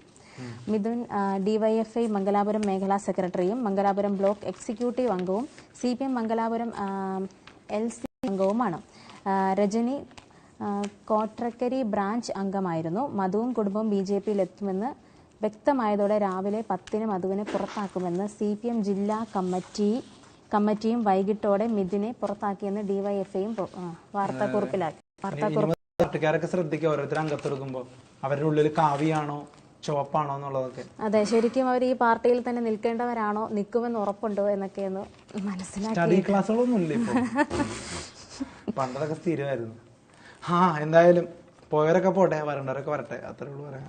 എന്തായാലും പ്രസ്ഥാനം നിലനിൽക്കും അല്ലെ? അതിപ്പോ ഏത് പ്രസ്ഥാനമാണെങ്കിലും, BJP ആണെങ്കിലും CPM ആണെങ്കിലും കോൺഗ്രസ് ആണെങ്കിലും ആളുകൾ വരും പോവും, പ്രസ്ഥാനം അവിടെ തന്നെ ഉണ്ടാവും. ഓക്കെ, ആഹാര പാക്കറ്റിൽ തീയതി രേഖപ്പെടുത്തണം എന്നുള്ളൊരു പുതിയ നിയമം വന്നിട്ടുണ്ട്. ഷവർമ അടക്കമുള്ള ആഹാര സാധനങ്ങൾ തയ്യാറാക്കിയ തീയതിയും സമയവും പാക്കറ്റിൽ രേഖപ്പെടുത്തണമെന്ന് നിർദ്ദേശം കർശനമായി നടപ്പാക്കാൻ പോവുകയാണ് ഹൈക്കോടതി. വളരെ നല്ല. തീർച്ചയായിട്ടും 2022 മെയ് 1-ന് ഷവർമയിൽ നിന്ന് ഭക്ഷ്യവിഷബാധയേറ്റ് കാസർഗോഡ് +1 വിദ്യാർത്ഥിനി ദേവനന്ദ മരിച്ച സംഭവത്തെ തുടർന്ന് മാതാവ് നൽകിയ ഹർജി തീർപ്പാക്കിയ ഉത്തരവിലാണ് ജസ്റ്റിസ് ദേവൻ രാമചന്ദ്രന്റെ നിർദ്ദേശം.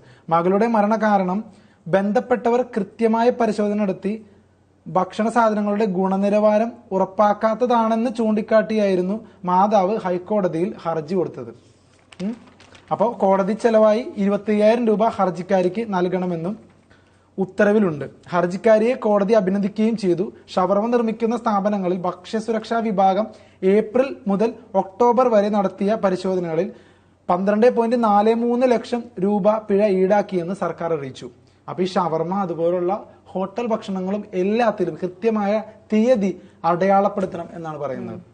അതൊരു നല്ല തീരുമാനമാണ്. ഷവർമയിലൂടെ ഒരുപാട് പ്രശ്നങ്ങൾ ഉണ്ടായിട്ടുമുണ്ട്, ഉണ്ടാവുന്നുണ്ട്. പക്ഷെ എന്നിട്ടും ഷവർമ ഭൂരിഭാഗം ആളുകളുടെ ഫേവറേറ്റ് ആണ്. അതെ, അതുകൊണ്ട് തന്നെ ഇത്തരത്തിലൊരു തീരുമാനം വളരെ നല്ലതാണ്. നമ്മുടെ ആരോഗ്യത്തിനെ സംബന്ധിച്ചിടത്തോളം തീർച്ചയായിട്ടും വളരെ നല്ലതായിരിക്കും. അതുകൊണ്ട് ആ ഡേറ്റും മറ്റൊക്കെ മനസ്സിലാക്കി നമുക്ക് കൃത്യമായിട്ട് അത് ഉപയോഗിക്കാമല്ലോ. അതെ, തീർച്ചയായിട്ടും. അപ്പൊ ഈ ഇത്തരത്തിലുള്ള നിയമങ്ങളൊക്കെ കൂടുതൽ കർശനമാക്കി തന്നെ നമ്മുടെ മുമ്പിലേക്ക് വരട്ടെ. അതിലൂടെ എല്ലാവർക്കും അത് ഗുണമായിരിക്കും. ഇത്തരത്തിലൊരു മാതാവ് സ്വന്തം മകൾക്ക് ഒരു നീതിക്ക് വേണ്ടിയിട്ട് ഇറങ്ങിയതിന്റെ ഫലമാണ് ഇങ്ങനൊരു നിയമം വന്നത്. അതെ, പക്ഷെ എല്ലാവരും അതിന് ഇറങ്ങത്തുമില്ല. കാര്യം എന്താ, മരിച്ചു അല്ലെങ്കിൽ അപകടം സംഭവിച്ചു, ആ ഒരു രീതിക്ക് ഇപ്പൊ അത് ഇങ്ങനെയൊക്കെ ഇറങ്ങാൻ ഭയപ്പെടുന്ന ആൾക്കാരുണ്ട്, അധികാരികളെയൊക്കെ ആണെങ്കിൽ കൂടി. അപ്പോൾ ഇതങ്ങനെയല്ല. ആ കുട്ടിയുടെ മാതാവ് അതിനായിട്ട് മുന്നോട്ട് വന്നു. ഇപ്പൊ ഇത്തരത്തിലൊരു നിയമം കർശനമാക്കി കൊണ്ടുവന്നിട്ടുമുണ്ട്. അപ്പൊ അത് ഒരാൾക്കല്ല അതുകൊണ്ട് ഉപകാരം.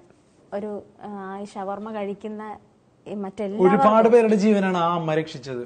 സ്വന്തം മകൾക്ക് ഷവർമ കഴിച്ച് അങ്ങനെ ഒരു വിയോഗം ഉണ്ടായെങ്കിലും ആ അമ്മയുടെ പോരാട്ടത്തിലൂടെ ഇപ്പൊ ഒരുപാട് ജീവനുകളെയാണ് ആ അമ്മ രക്ഷിക്കുന്നത്. നിയമങ്ങൾ പോലും കർശനമാക്കാനായിട്ട് ആ അമ്മയുടെ പോരാട്ടത്തിന് സാധിച്ചു. ഹൈക്കോടതി പോലും ആ അമ്മയെ അഭിനന്ദിച്ചു. ആ അമ്മയുടെ പേര് എഴുതിയിട്ടുണ്ടോ? ഇല്ല. ദേവനന്ദ, കാസർഗോഡ് +1 വിദ്യാർത്ഥിനി ദേവനന്ദ ഷവർമ കഴിച്ച് മരിച്ചിരുന്നു. അമ്മയുടെ പേരൊന്നും എഴുതിയിട്ടില്ല. എന്നാലും ആ അമ്മയ്ക്ക് അഭിനന്ദനങ്ങൾ. അങ്ങനെ ഒരു പോരാട്ടത്തിലൂടെ ഒരു വലിയ നേട്ടമാണ് ആ അമ്മ കൈവരിച്ചത്. തീർച്ചയായിട്ടും. ആനകൾക്ക് ദയാവധത്തിന് നീക്കം. അടുത്തൊരു സുപ്രധാനമായ ഒരു വാർത്തയാണ് ആനകൾക്ക് ദയാവധം. പ്രത്യേക സാഹചര്യങ്ങളിൽ നാട്ടാനകൾക്ക് ദയാവധം നടപ്പാക്കാൻ ആലോചന. പ്രത്യേക സാഹചര്യങ്ങളിൽ നാട്ടാനകൾക്ക് ദയാവധം നടപ്പാക്കാൻ ആലോചന. നാട്ടാന പരിപാലന നിയമത്തിലെ പുതിയ ചട്ട ഭേദഗതിയുടെ കരടിലാണ് ഇതുള്ളത്. ചീഫ് വൈൽഡ് ലൈഫ് വാർഡന്റെ അനുമതിയോടെ മാത്രമേ ആനകളുടെ ദയാവധം നടപ്പാക്കാനാകൂ എന്ന് കരടിൽ പറയുന്നു. അപൂർവ സന്ദർഭങ്ങളിൽ ഇത് ഗുണകരമാകുമെന്നാണ് മേഖലയിലുള്ളവർ പറയുന്നത്. നാട്ടാന പരിപാലന നിയമത്തിലെ ചട്ടത്തിൽ ഇത് ഉൾപ്പെടുത്തുന്നത് ആദ്യമായാണ്. ഒരാന അത്രത്തോളം വേദന അനുഭവിക്കുന്ന സാഹചര്യത്തിലാണ് ദയാവധം ഏർപ്പെടുത്താമെന്ന നിർദ്ദേശം മുന്നോട്ട് വെക്കുന്നത്. ചീഫ് വൈൽഡ് ലൈഫ് വാർഡൻ നിയമിക്കുന്ന ഒരു സംഘമാണ് പരിശോധന നടത്തുക. ചുരുങ്ങിയത് 4 അംഗങ്ങളാണ് സംഘത്തിൽ ഉണ്ടാകുക. 2 വിദഗ്ധരായ വെറ്റിനറി ഡോക്ടർമാർ, society for prevention of cruelty to animals, animal welfare board എന്നിവയിലെ ഓരോ അംഗവും അടങ്ങുന്നതായിരിക്കും സംഘം. പലപ്പോഴും വയസ്സായതോടെ അസുഖം ബാധിച്ചോ അല്ലെങ്കിൽ തളർന്നു വീഴുന്ന സംഭവങ്ങളോ ഉണ്ടാകാറുണ്ട്. വീണ്ടും അതിനെ എഴുന്നേൽപ്പിക്കാൻ സാധിക്കില്ലെന്ന് ഉറപ്പുള്ള ഘട്ടങ്ങളും വരാറുണ്ട്. അത്തരം സാഹചര്യങ്ങളിൽ വേദന അനുഭവിക്കുന്നതിനേക്കാൾ നല്ലതാണ് ദയാവധം എന്നാണ് പറയുന്നത്. അതുകൊണ്ട് ഒരുപാട് വേദന സഹിക്കാതെ ആനകളെ ദയാവധം ചെയ്യാനുള്ള ഒരു നടപടി ആലോചിക്കുന്നുണ്ട് അധികൃതർ. അത് നല്ലത്. ഇപ്പൊ ആനകൾക്ക് ഒരുപാട് കാര്യങ്ങൾ ഇതുപോലെ ചെയ്യുന്നുണ്ടല്ലോ. ആനകളെ മറ്റേ എഴുന്നള്ളിപ്പിന്റെ ആണെങ്കിലും ഇപ്പൊ പഴയ പോലെ ഒന്നും നമുക്ക് അങ്ങനെ പറ്റില്ല. ഒരുപാട് ക്രൂരതയൊക്കെ അതുങ്ങളോട് ചെയ്യുന്നുണ്ട്. അത് തന്നെ ഒരുപാട് സമയം ഒരുപാട് കാര്യങ്ങൾ അതുകൊണ്ട് തന്നെ ഇപ്പൊ മുൻഗണനാ അടിസ്ഥാനത്തില് അവർക്ക് ആനുകൂലമായി വരുന്നുണ്ട് ആ മിണ്ടാപ്രാണികൾക്ക്, അല്ലേ? പക്ഷെ ഒരുപക്ഷെ അത് നല്ലതാണ്. അതുകൊണ്ട് നമുക്ക് തന്നെയാണ് ഗുണമുള്ളത്. അതുങ്ങൾ വയലന്റ് ആവുന്നത് കുറയും, ജനങ്ങൾക്ക് അപകടം ഉണ്ടാവുന്നതും കുറയും. ആനപ്രേമികളൊന്നും അടക്കി നിർത്തുകയും ചെയ്യാം. ഇതുങ്ങളുടെ കൂത്താട്ടത്തിനനുസരിച്ച് എല്ലാവരും കൂടി ഇങ്ങനെ, അല്ലേ, കെട്ടണമെന്നില്ലല്ലോ. അപ്പോൾ ആനകൾക്ക് ദയാവധം എന്നുള്ളത് പരിഗണനയിൽ വച്ചിരിക്കുകയാണ്. അതിനെന്താണ് അതിൻ്റെ നടപടികൾ തുടർ ദിവസങ്ങളിൽ നമുക്ക് അറിയാം. ഇനി പ്രധാനപ്പെട്ട അടുത്തൊരു വാർത്ത എന്താണ്? ബംഗ്ലാദേശിൽ ഹിന്ദു ന്യൂനപക്ഷ വംശഹത്യക്കെതിരെ കോട്ടയത്തും പ്രതിഷേധം. കോട്ടയത്ത് പ്രതിഷേധം ആരംഭിച്ചിരിക്കുകയാണ്. ബംഗ്ലാദേശിലെ പ്രശ്നം പറഞ്ഞുകൊണ്ട് കോട്ടയത്തും പ്രതിഷേധം ആളിക്കത്തിക്കുകയാണ്. ഹിന്ദു ഐക്യവേദി ആണോ? അതെ. ബംഗ്ലാദേശ് ഹിന്ദു ന്യൂനപക്ഷ വംശഹത്യക്കെതിരെ കോട്ടയത്ത് പ്രതിഷേധ പ്രകടനവും ഐക്യദാർഢ്യ സമ്മേളനവും നടന്നു. ലോകം മുഴുവൻ വിധ്വംസക പ്രവർത്തനം നടത്തുന്നവർ തന്നെയാണ് ബംഗ്ലാദേശിലെ അക്രമങ്ങൾക്ക് പിന്നിൽ പ്രവർത്തിക്കുന്നത്. അതായത് ഹിന്ദുസിനെതിരെ ഇങ്ങനെ പ്രതിഷേധങ്ങളും ഇതൊക്കെ വരുന്നത് കൊണ്ട് തന്നെ, പ്രത്യേകിച്ച് ഹസീന എന്നൊരു ശേഷം പുതിയ ആൾ വന്നതിന് ശേഷം ഭയങ്കരമായ പ്രശ്നങ്ങളാണ് ഹിന്ദുക്കൾക്കെതിരെ ബംഗ്ലാദേശിൽ നടക്കുന്നത്.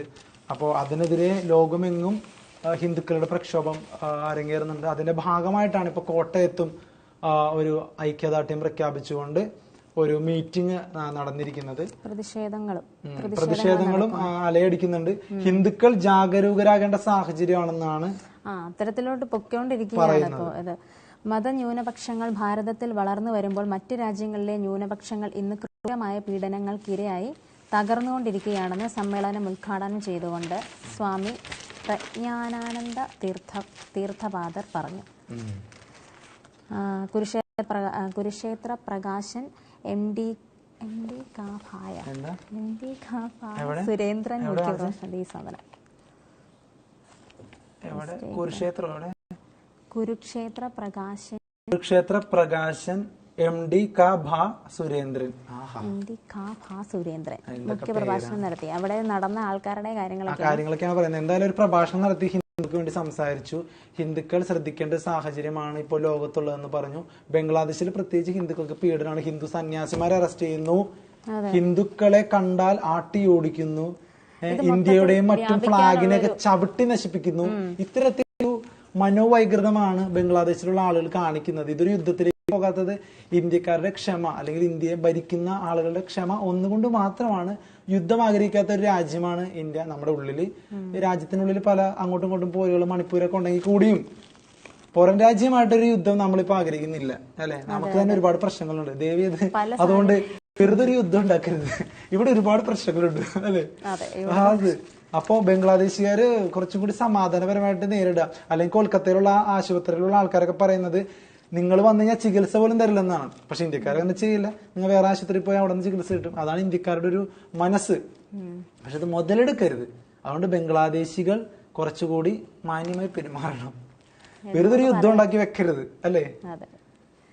ഹിന്ദുക്കൾക്കെതിരെയുള്ള അക്രമം കണ്ടില്ലെന്ന് നടിക്കുന്ന കേരളത്തിലെ ഇടതു വലത് രാഷ്ട്രീയക്കാരും മതമൗലികവാദികൾക്ക് അടിമപ്പെട്ടിരിക്കുന്നു. അത് സ്ഥിരം കുറ്റപ്പെടുത്തലാണ്. ഹിന്ദുക്കൾക്കെതിരെ പ്രശ്നം വന്നു കഴിഞ്ഞാൽ ഇടത് വലത് മിണ്ടുന്നില്ല എന്നൊക്കെ ഉള്ളത്.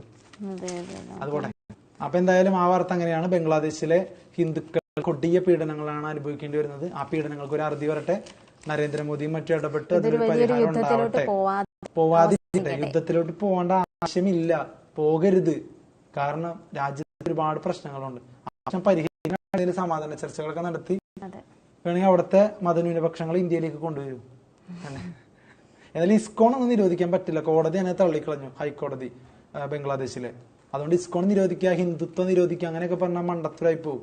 ഇവിടെ ഇങ്ങനെ ഇസ്ലാമുകളെ അത് ചെയ്യുന്നു ഇത് ചെയ്യുന്നൊക്കെ പറയുന്ന പോലെ തന്നെ ആയിപ്പോകും. അതുകൊണ്ട് പകരത്തിന് പകരം എന്നുള്ള രീതിയിലല്ലാതെ കുറച്ചും കൂടി മതേതരത്വ അടിസ്ഥാനത്തിൽ എന്തെങ്കിലും നിലപാടെടുക്കുക എന്നേ പറയാനുള്ളൂ, അല്ലേ? ഓക്കെ. പിന്നെ ചിക്കൻ കഴിക്കാറുണ്ടോ? പിന്നെ ചിക്കനും പ്രശ്നങ്ങൾ. ഇറച്ചിക്കോഴികളിൽ ബാക്ടീരിയ സാന്നിധ്യം, കഴിച്ചാൽ ആരോഗ്യത്തിന് കേട്, അമിത ആന്റിബയോട്ടിക്കിന്റെ പ്രയോഗം.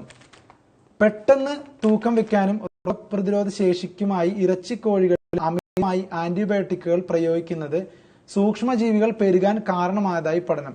കേരളത്തിൽ വിൽക്കുന്ന ഇറച്ചിക്കോഴികളിൽ ആന്റി മൈക്രോബിയൽ റെസിസ്റ്റന്റ് ബാക്ടീരിയകളുടെ സാന്നിധ്യം കണ്ടെത്തിയതായി national institute of nutrition drug safety ഡിവിഷന്റേതാണ് കണ്ടെത്തൽ.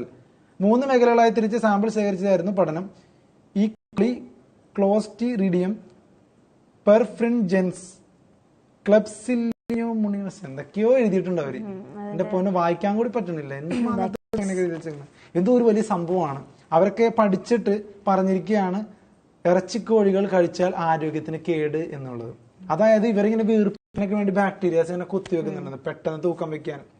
നല്ല ആരോഗ്യമുള്ള നമ്മുടെ ഈ ജിമ്മന്മാരും മറ്റേ ധരിക്കുന്ന പോലെ പ്രോട്ടീൻ ഇതിലുള്ള ചിക്കനാണ്. അതെ, ബാക്ടീരിയ സാന്നിധ്യമുള്ള ഇറച്ചിക്കോഴികൾ കഴിക്കുന്നത് ന്യൂമോണിയ, വയറിളക്കം, ത്വക്ക് രോഗം, മൂത്രാശയ, ഉദര സംബന്ധമായ അണുബാധ തുടങ്ങിയ മാരക രോഗങ്ങൾക്ക് കാരണമാകും. ബാക്ടീരിയ, വൈറസ്, ഫംഗസ്, പരാതങ്ങൾ തുടങ്ങിയ സൂക്ഷ്മജീവികൾ ജീവകോശങ്ങളെ ആക്രമിക്കുമ്പോഴാണ് മനുഷ്യരിലും മൃഗങ്ങളിലും സസ്യങ്ങളിലും രോഗമുണ്ടാകുന്നത്. ഇവയെ ചെറുക്കാനാണ് ആന്റിബയോട്ടിക്കുകൾ ഉപയോഗിക്കുന്നത്. എന്നാൽ അമിത ഉപയോഗം മൂലം ഇവയെ ചെറുക്കാനുള്ള കഴിവ് രോഗാണുക്കൾ ആർജിക്കും. അതുകൊണ്ട് സൂക്ഷിക്കുക. ഇത് പഠിച്ചൊരു ഡോക്ടർ പറഞ്ഞിരിക്കുന്ന ഒരു കാര്യം കൂടി പറയാം. ആന്റിബയോട്ടിക്കിനെതിരെ ബോധവൽക്കരണം നടത്തുമ്പോഴാണ് ഇറച്ചിക്കോഴികളിൽ അമിത ഉപയോഗം കണ്ടെത്തിയ പഠന റിപ്പോർട്ട് പുറത്തു വന്നിട്ടുള്ളത്. സർക്കാർ ഇത് ഗൗരവമായി കാണണം എന്നാണ് പറയുന്നത്. ആന്റിബയോട്ടിക്കുകളെ പോലും നിയന്ത്രണ വിധേയമാക്കാൻ ഡോക്ടർമാരടക്കം ശ്രമിക്കുമ്പോഴാണ് ഈ ആന്റിബയോട്ടിക്കുകൾ കുത്തിവെച്ച ഇറച്ചിക്കോഴികളടക്കം വരുന്നത്. ഇറച്ചിയൊക്കെ ഒരു മനുഷ്യന്റെ ജീവിതത്തിൽ ഡെയിലി ബേസിസിലുള്ള ഭാഗമാണ്. അതുകൊണ്ട് എല്ലാ ദിവസവും കോഴികളെ സൂക്ഷിക്കുക എല്ലാവരും. പക്ഷെ അമിതമായിട്ട് കഴിക്കുമ്പോൾ ഇത്തരത്തിലുള്ള പ്രശ്നങ്ങൾ, ആരോഗ്യ പ്രശ്നങ്ങൾ വരുമെന്ന് കൂടി ഓർക്കുക. അല്ല, ഞാനിപ്പോ പറഞ്ഞപ്പോഴാ കോഴികളെ സൂക്ഷിക്കുക, എല്ലാത്തരം കോഴികളെയും, ആന്റിബയോട്ടിക് അടിച്ച കോഴിയും അല്ലെങ്കിൽ ഷുഗർ കോട്ടിംഗ് ഉള്ള കോഴികളെയും എല്ലാവരെയും സൂക്ഷിക്കുക. നിങ്ങൾ എല്ലാവരും. ഓക്കെ, എനിക്ക് അത്രേ പറയാനുള്ളൂ. അതാണ്ട് കോഴികളിൽ ബാക്ടീരിയയുടെ സാന്നിധ്യം കണ്ടെത്തിയാണ്. അപ്പൊ കോഴികൾ എന്ന് പേരുള്ള ഒന്നും അത്ര വിശ്വസിക്കുക അല്ല, ചെമ്മാനാണ്ട. കോഴികളെ എന്താണ് നല്ല രീതിയിൽ പരിപാലിച്ച് വളർത്താൻ നല്ലതാ അല്ലേ? നമ്മള് നാടൻ കോഴികൾ ഉപയോഗിക്കുക. പക്ഷെ വേണ്ട, കൊല ചെയ്ത് ഇനി അലമ്പാവും. ഇനി എല്ലായിടത്തും എന്നാലും നമുക്ക് കഴിക്കാതിരിക്കാനും പറ്റില്ല, കൊല ചെയ്യാനും പറ്റില്ല. മനുഷ്യന്റെ ഒരു അവസ്ഥ ആലോചിച്ചോണേ. മനുഷ്യന് ബുദ്ധി കൊടുത്തതിന്റെ ഏറ്റവും വലിയൊരു ആഫ്റ്റർ എഫക്റ്റ് ആണിത്. നമുക്ക് അവരെ കൊല്ലുന്നതിലും പ്രശ്നമുണ്ട്, എന്നാൽ കഴിക്കാതിരിക്കാനും പറ്റൂല അല്ലേ? ഈ ഇറച്ചിക്കോഴി കഴിക്കാതിരിക്കും? കഴിക്കും, അതിനല്ലേ ടേസ്റ്റ്.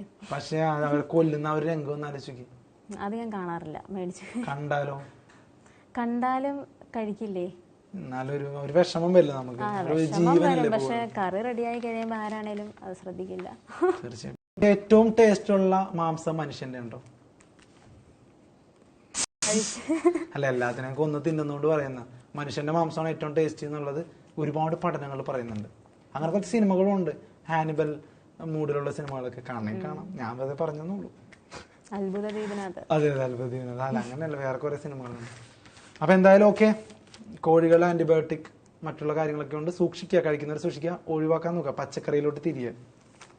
എനിക്ക് അത്രേ പറയാനുള്ളൂ അല്ലേ? അതെ, എല്ലാ ദിവസവും ഇങ്ങനെ ചിക്കൻ തന്നെ നിർബന്ധമുള്ളവരൊക്കെ ഒന്ന് മാറ്റിപ്പിടിക്കുക. അതെ, മാറ്റിപ്പിടിക്കുന്നത് അതൊന്ന് സൂക്ഷിക്കുക. അത് വളരെ നല്ലതായിരിക്കും. അല്ലെ, ഗുഡ് വിൽ എന്റർടൈൻമെന്റ്സിലെ പോലെ ആഴ്ചയിൽ ഒരിക്കൽ ചിക്കൻ ആക്കാം. അതെ, അതാകുമ്പോ കുഴപ്പമില്ല. അത്രത്തോളം സൂക്ഷ്മാണുക്കളും ബാക്ടീരിയസ് ഒന്നും നമ്മുടെ ശരീരത്തിലോട്ട് പ്രവേശിക്കത്തില്ല. പിന്നെ അതിനെ നമുക്ക് ബാക്ടീരിയകളില്ലാത്ത ചിക്കൻ മേടിക്കട്ടെ എന്ന് പറയാം. അതെ, നമുക്ക് അങ്ങനെ തീർച്ചയായിട്ടും. അടുത്ത വാർത്ത എന്ന് പറഞ്ഞാൽ അദാനിക്ക് മുന്നിൽ വഴങ്ങി നരേന്ദ്രമോദി എന്നുള്ളൊരു അടുത്ത വാർത്ത വരുന്നുണ്ട്. സൗരോർജ പദ്ധതിയും അദാനിക്ക്, ചട്ടങ്ങൾ പൊളിച്ചെഴുതി കേന്ദ്ര സർക്കാർ, SC/SCയെയും പ്രതിക്കൂട്ടിൽ. പാരമ്പര്യേതര ഊർജോൽപാദനം 2023 450 ജിഗാവാൾട്ടായി ഉയർത്താനുള്ള മോദി സർക്കാരിന്റെ തീരുമാനത്തിന്റെയും ഗുണഭോക്താവായി മാറിയിരിക്കുന്നത് അദാനി ഗ്രൂപ്പാണ്. എല്ലാം അദാനിക്ക്, രാജ്യം കൂടി തീരെഴുതി കൊടുത്താൽ മതി അദാനിക്ക്. അമേരിക്ക അടക്കമുള്ള രാജ്യങ്ങൾ അറസ്റ്റ് വാറന്റ് അടക്കം പുറപ്പെടുവിച്ച വ്യക്തിയാണ് അദാനി. പക്ഷെ ഇന്ത്യക്കാർ അതിൽ മൗനം പാലിക്കുകയാണ്. കേന്ദ്ര സർക്കാർ മൗനം പാലിക്കുകയാണ്. നരേന്ദ്രമോദി മൗനം പാലിക്കുകയാണ്. അദാനിക്കെതിരെ ലോകരാജ്യങ്ങൾ തിരിയുന്നത് എന്തോ ഇന്ത്യക്കെതിരെ തിരിയുന്നത് പോലെയാണ്. അദാനി എന്നുള്ള വ്യക്തി ഇന്ത്യയായി മാറുന്ന ഒരു ലോക സാഹചര്യമാണ് ഇപ്പോൾ വരുന്നത്. അതുകൊണ്ട് എല്ലാത്തിന്റെയും ഗുണഭോക്താവായിട്ട് അദാനി മാറുകയാണ്. പ്രത്യേകിച്ച് നരേന്ദ്രമോദിയുടെ ഭരണ കാലയളവിൽ ഏറ്റവും കൂടുതൽ നേട്ടം ഉണ്ടായിരിക്കുന്ന അദാനി അംബാനിമാർക്കാണെന്ന് രാഹുൽ ഗാന്ധി വിമർശനങ്ങൾ ഉന്നയിച്ച് എപ്പോഴും വരാറുണ്ട്. മൈൻഡ് ചെയ്യാറില്ല, തള്ളിക്കളയാറുള്ളൂ. അപ്പോ വൈദ്യുതി വിതരണ കരാറിന് 2700 കോടി കൈക്കൂലി നൽകിയെന്ന അമേരിക്കൻ കോടതിയുടെ ഉത്തരവിന് പിന്നാലെയാണ് അദാനിക്കായി മോഡി സർക്കാർ നിയമങ്ങളും ചട്ടങ്ങളും കാറ്റിൽ പറത്തിയെന്ന ഞെട്ടിക്കുന്ന വിവരം പുറത്തു വരുന്നത്. എന്തായാലും ജനങ്ങളുടെ നികുതിയിൽ നിന്ന് അദാനി പോലുള്ള കുത്തക കമ്പനിക്ക് വൻതോതിൽ സബ്സിഡി നൽകുന്ന SECI നയവും വിമർശന വിധേയമായി കഴിഞ്ഞു. വികേന്ദ്രീകൃത ആസൂത്രണം വഴി സൗരോർജ്ജ ഉൽപാദനം ലാഭകരമായി 2023 450 ജിഗാവാൾട്ട് സ്ഥാപിത ശേഷി കൈവരിക്കാമെന്നാണ് അദാനി കമ്പനിയുടെ കീശ വീർപ്പിക്കുന്ന നയം മാറ്റവുമായി മോദി സർക്കാർ രംഗത്ത് വരുന്നത്. അതുകൊണ്ട് നരേന്ദ്രമോദി അദാനിയുടെ കീശ വീർപ്പിച്ചുകൊണ്ടിരിക്കുകയാണെന്നുള്ള വിമർശനങ്ങൾ ഇപ്പോൾ കൂടുതലായിട്ട് വരുന്നുണ്ട്. ലോകരാജ്യങ്ങളിൽ പോലും അദാനിക്കെതിരെ പ്രശ്നങ്ങൾ നിലനിൽക്കുമ്പോൾ സൗത്ത് ഇന്ത്യയിലടക്കം YSR കോൺഗ്രസിനെ അടക്കം ബാധിക്കുന്ന തരത്തിൽ ആ പ്രശ്നങ്ങൾ ഇങ്ങനെ മുന്നോട്ട് പോകുമ്പോൾ കേന്ദ്ര സർക്കാർ ഇപ്പോഴും അദാനിയുടെ പോക്കറ്റ് വീർപ്പിക്കുന്ന നിലപാടാണ് തുടരുന്നത് എന്ന രാഷ്ട്രീയ വിമർശനമാണ് ഇപ്പോൾ പുറത്തു വരുന്നത്. എന്തായാലും രാഹുൽ ഗാന്ധി അടക്കം അതിനെ മുന്നോട്ട് കൊണ്ടുപോകാൻ സാധ്യതയുണ്ട്. ഈ വിമർശനങ്ങളെയൊക്കെ വീണ്ടും രാഹുൽ ഗാന്ധി ഏറ്റുപിടിച്ചിട്ട് ഇവരെ വീണ്ടും ആയിട്ടുള്ള സാധ്യതകൾ വളരെ കൂടുതലാണ്. ഇപ്പൊ പ്രിയങ്കാന്തി അടക്കമുണ്ട്. രാഹുൽ ഗാന്ധി പ്രിയങ്കാന്തിയുടെ ഒരു അറ്റാക്ക് ആയിരിക്കും ഇനി നരേന്ദ്രമോദി സഖ്യത്തിനെതിരെ വരാൻ പോകുന്നത്. യുദ്ധങ്ങളും പ്രതിഷേധങ്ങളും ഒക്കെ തീർച്ചയായിട്ടും. അപ്പൊ നമ്മുടെ സമയം ഇങ്ങനെ പോയിക്കൊണ്ടിരിക്കുമ്പോൾ അടുത്തടുത്ത വാർത്തകളിലേക്ക് നമ്മൾ പോകേണ്ടതായിട്ടുണ്ട്. സംബൽ എന്ന് പറയുന്ന ഒരു സംഘർഷം നടന്നുകൊണ്ടിരിക്കുകയാണ്. ഉത്തർപ്രദേശിലെ സംഭാലിലെ സംഭവം സാമുദായിക സൗഹൃദം വ്രണപ്പെടുത്താൻ ലക്ഷ്യമിട്ടുള്ള BJPയുടെ ആസൂത്രിത ഗൂഢാലോചനയാണെന്ന് സമാജ്വാദി പാർട്ടി നേതാവ് അഖിലേഷ് യാദവ് ലോക്സഭയിൽ സംസാരിക്കവെയായിരുന്നു അദ്ദേഹത്തിന്റെ പരാമർശം. കാവി പാർട്ടിയും സഖ്യകക്ഷികളും രാജ്യത്തുടനീളമുള്ള ചരിത്രപരമായ നിർമ്മിതികൾ ഖനനം ചെയ്യുന്നതിനെ കുറിച്ചുള്ള ചർച്ചകളിലാണെന്നും അത് സാഹോദര്യത്തെ തകർക്കുമെന്നും അദ്ദേഹം പറഞ്ഞു. ഷാഹി മസ്ജിദിലെ സർവേയുമായി ബന്ധപ്പെട്ട് നവംബർ 24-ഉണ്ടായ സംഘർഷത്തിൽ 5 പേർ കൊല്ലപ്പെട്ടിരുന്നു. അവിടുത്തെ പള്ളികളുടെ ആ ഒരു നിലനിൽപ്പിനെ തന്നെ ചോദ്യം ചെയ്യുന്ന നിലപാടായിട്ടാണ് BJP സർക്കാർ വരുന്നത്. അതിനു മുമ്പ് ഇവിടെ അമ്പലമായിരുന്നു, അതുകൊണ്ട് അത് പൊളിച്ചു നീക്കണം എന്നുള്ളതിൽ വീണ്ടും ഒരു ബാബറി മസ്ജിദ് സംഭവിപ്പിക്കാനുള്ള പരിപാടിയിലാണോ കേന്ദ്ര സർക്കാർ എന്ന് അറിയില്ല. എന്തായാലും സംബാൽ സംഘർഷം കത്തിക്കൊണ്ടിരിക്കുകയാണ് നോർത്ത് ഇന്ത്യയിൽ. രാഹുൽ ഗാന്ധി സംഭവ സ്ഥലത്ത് എത്തി ഒരു പദയാത്ര നടത്തുമെന്ന് പറയുന്നുണ്ട്. ഏത് വിധേനയും ആ പദയാത്ര തടയും.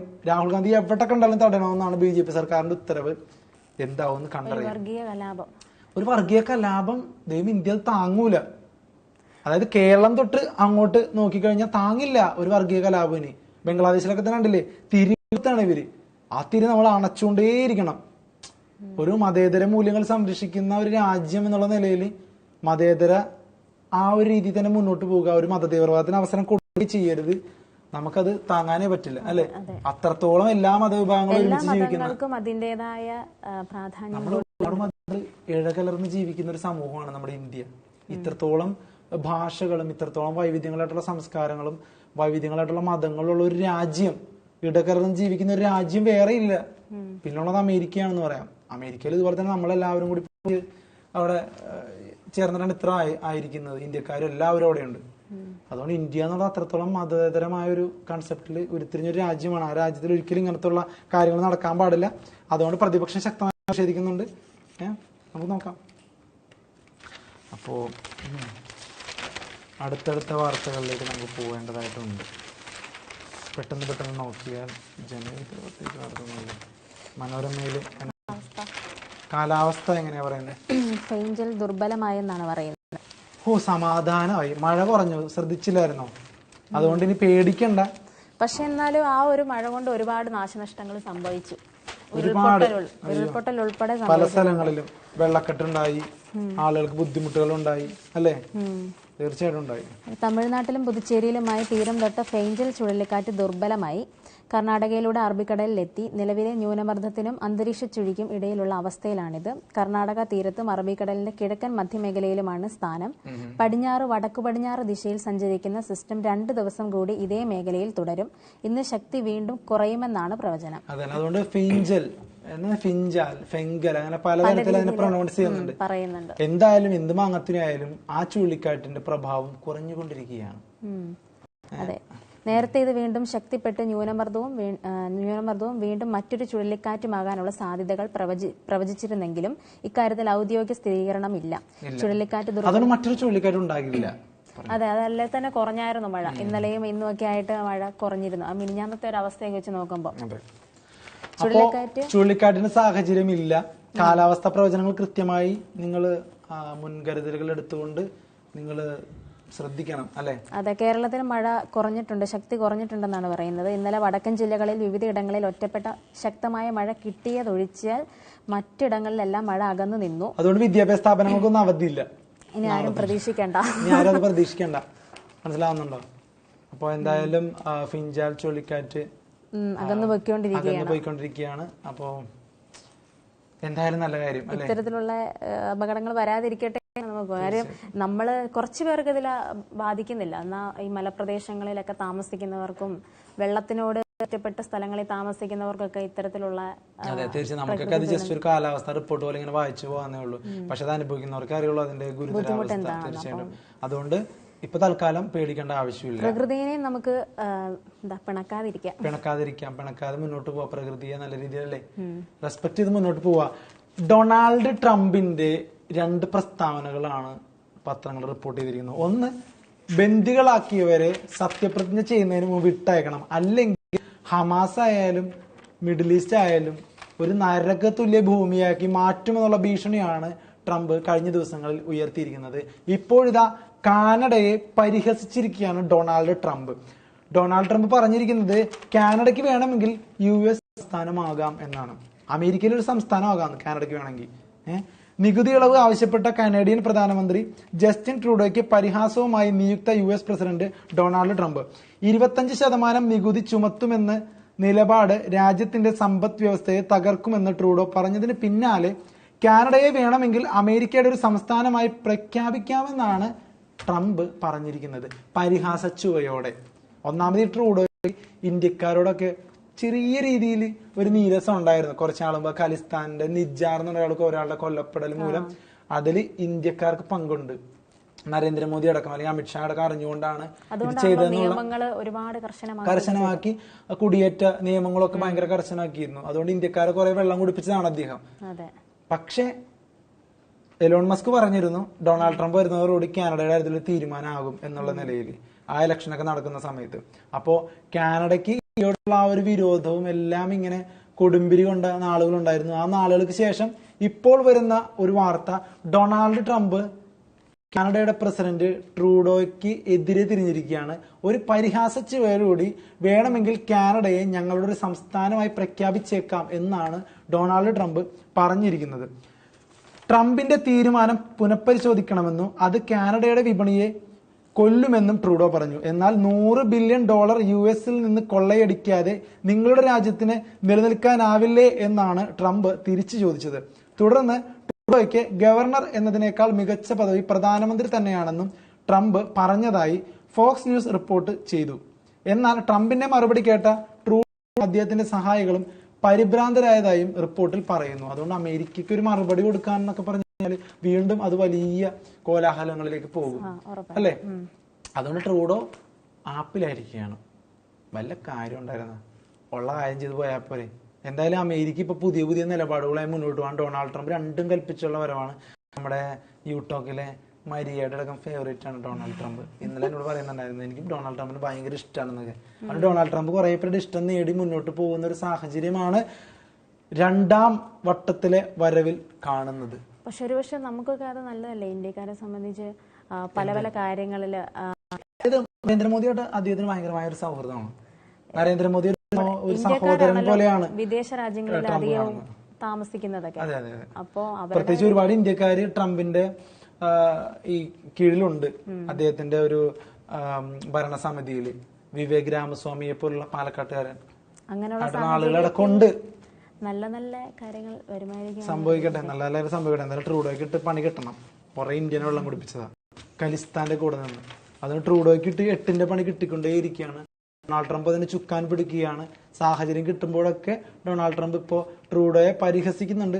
അതിൽ ലേറ്റസ്റ്റ് ആയിട്ട് വന്നൊരു പരിഹാസമാണ് കാനഡയെ വേണമെങ്കിൽ അമേരിക്കയുടെ ഒരു സംസ്ഥാനമായിട്ട് പ്രഖ്യാപിക്കും എന്നുള്ളത്. അപമാനകരം. ഇത്ര പറയാനുള്ളൂ. പിന്നെ അടുത്തത്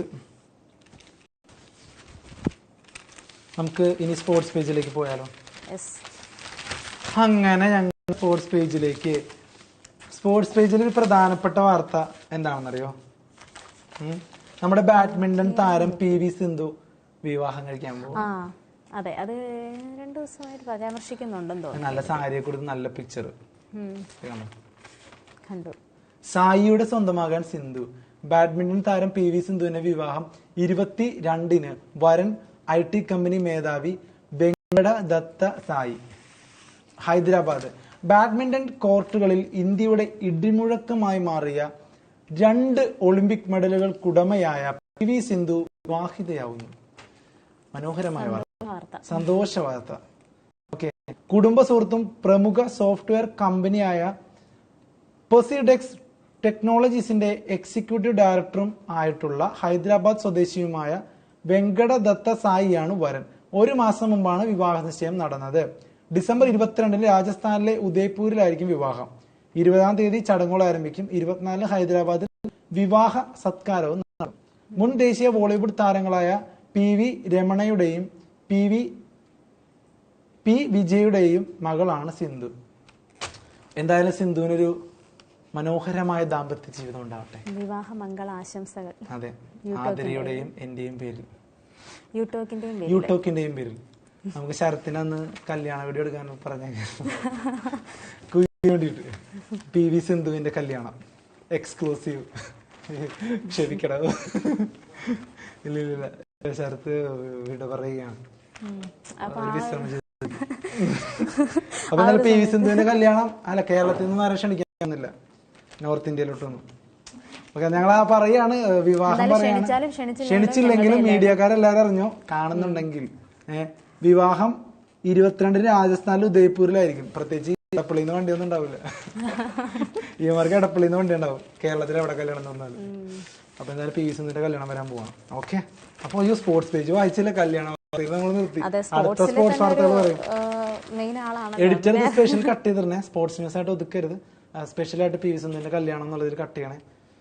അപ്പൊ ഓക്കെ, ബ്രാഡ്മാനെ മറികടക്കാൻ കോഹ്ലി, സച്ചിനെ മറികടക്കാൻ ജയ്സ്വാൾ. വാട്ട് എ ന്യൂസ് അല്ലെ. അഡ്ലേഡിൽ വെള്ളിയാഴ്ച തുടങ്ങുന്ന ഇന്ത്യ ഓസ്ട്രേലിയ 2ാം ക്രിക്കറ്റ് ടെസ്റ്റിൽ 2 ചരിത്ര നേട്ടങ്ങൾ ലക്ഷ്യമിട്ട് ഇന്ത്യൻ ബാറ്റർമാർ. 76 വർഷം മുമ്പ് ഓസ്ട്രേലിയൻ ഇതിഹാസം ഡോൺ ബ്രാഡ്മാൻ സൃഷ്ടിച്ച റെക്കോർഡ് മറികടക്കാൻ ഇന്ത്യയുടെ വിരാട് കോഹ്ലി ഒരുങ്ങുമ്പോൾ ഇന്ത്യയുടെ തന്നെ സച്ചിൻ ടെണ്ടുൽക്കർ 14 വർഷം മുമ്പ് കുറിച്ച നേട്ടം മറികടക്കാനുള്ള ഒരുക്കത്തിലാണ് ഓപ്പണർ യശസ്വി ജയ്സ്വാൾ. ഇനി എന്തൊക്കെയാണ് ആ നേട്ടങ്ങൾ എന്ന് നമുക്കൊന്ന് പരിശോധിക്കാം. ഇനി കോഹ്ലിയുടെ ലക്ഷ്യം, സന്ദർശക ടീമിന് വേണ്ടി മറ്റൊരു രാജ്യത്ത് കൂടുതൽ സെഞ്ചുറി എന്ന റെക്കോർഡിനരികിലാണ് വിരാട് കോഹ്ലി.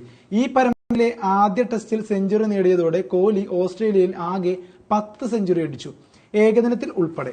1930 കാലത്ത് ഓസ്ട്രേലിയക്ക് വേണ്ടി ഇംഗ്ലണ്ടിൽ സെഞ്ചുറി കുറിച്ച ഡോൺ ബ്രാഡ്മാന്റെ പേരിലാണ് ഇപ്പോൾ റെക്കോർഡ്. ബോർഡർ ഗവാസ്കർ പരമ്പരയിൽ ശേഷിക്കുന്ന 4 ടെസ്റ്റ് മത്സരങ്ങളിൽ 2 സെഞ്ചുറി നേടിയാൽ കോഹ്ലി ബ്രാഡ്മാന്റെ റെക്കോർഡ് മറികടക്കും. 10 ടെസ്റ്റിലെ 30 ഇന്നിംഗ്സിൽ 102 റണ്ണ് ശരാശരിയിലാണ് ബ്രാഡ്മാൻ ഇംഗ്ലണ്ടിൽ 11 സെഞ്ചുറി തികച്ചത്.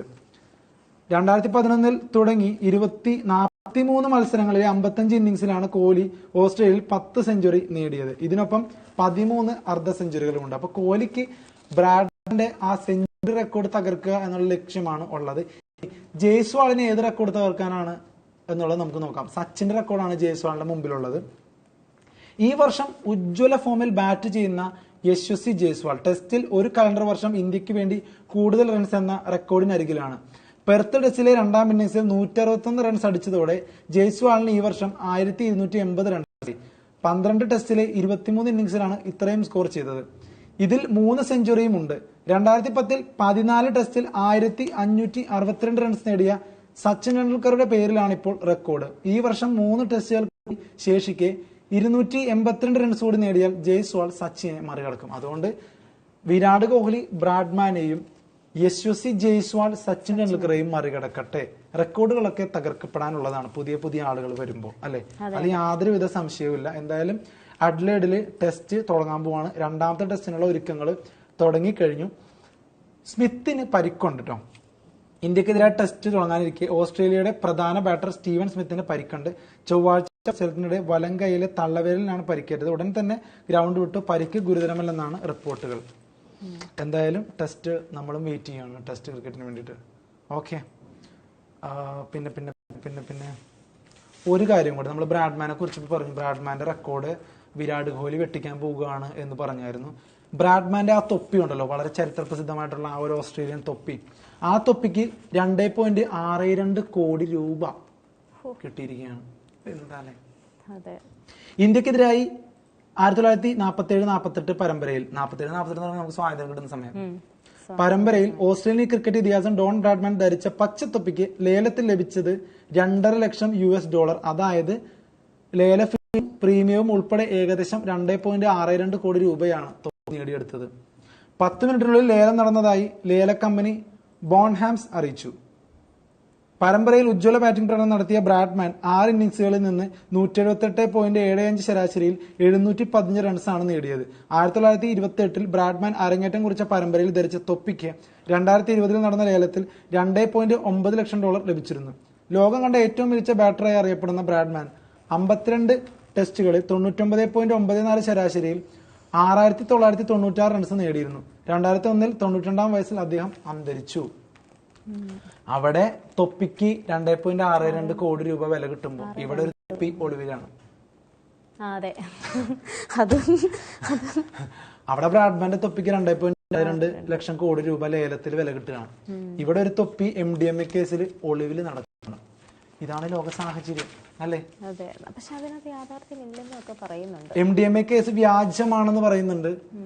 അതുകൊണ്ട് തൊപ്പി MDMA ഉപയോഗിക്കാത്ത ഒരാളാണ് എന്ന് പറയാൻ പറ്റും.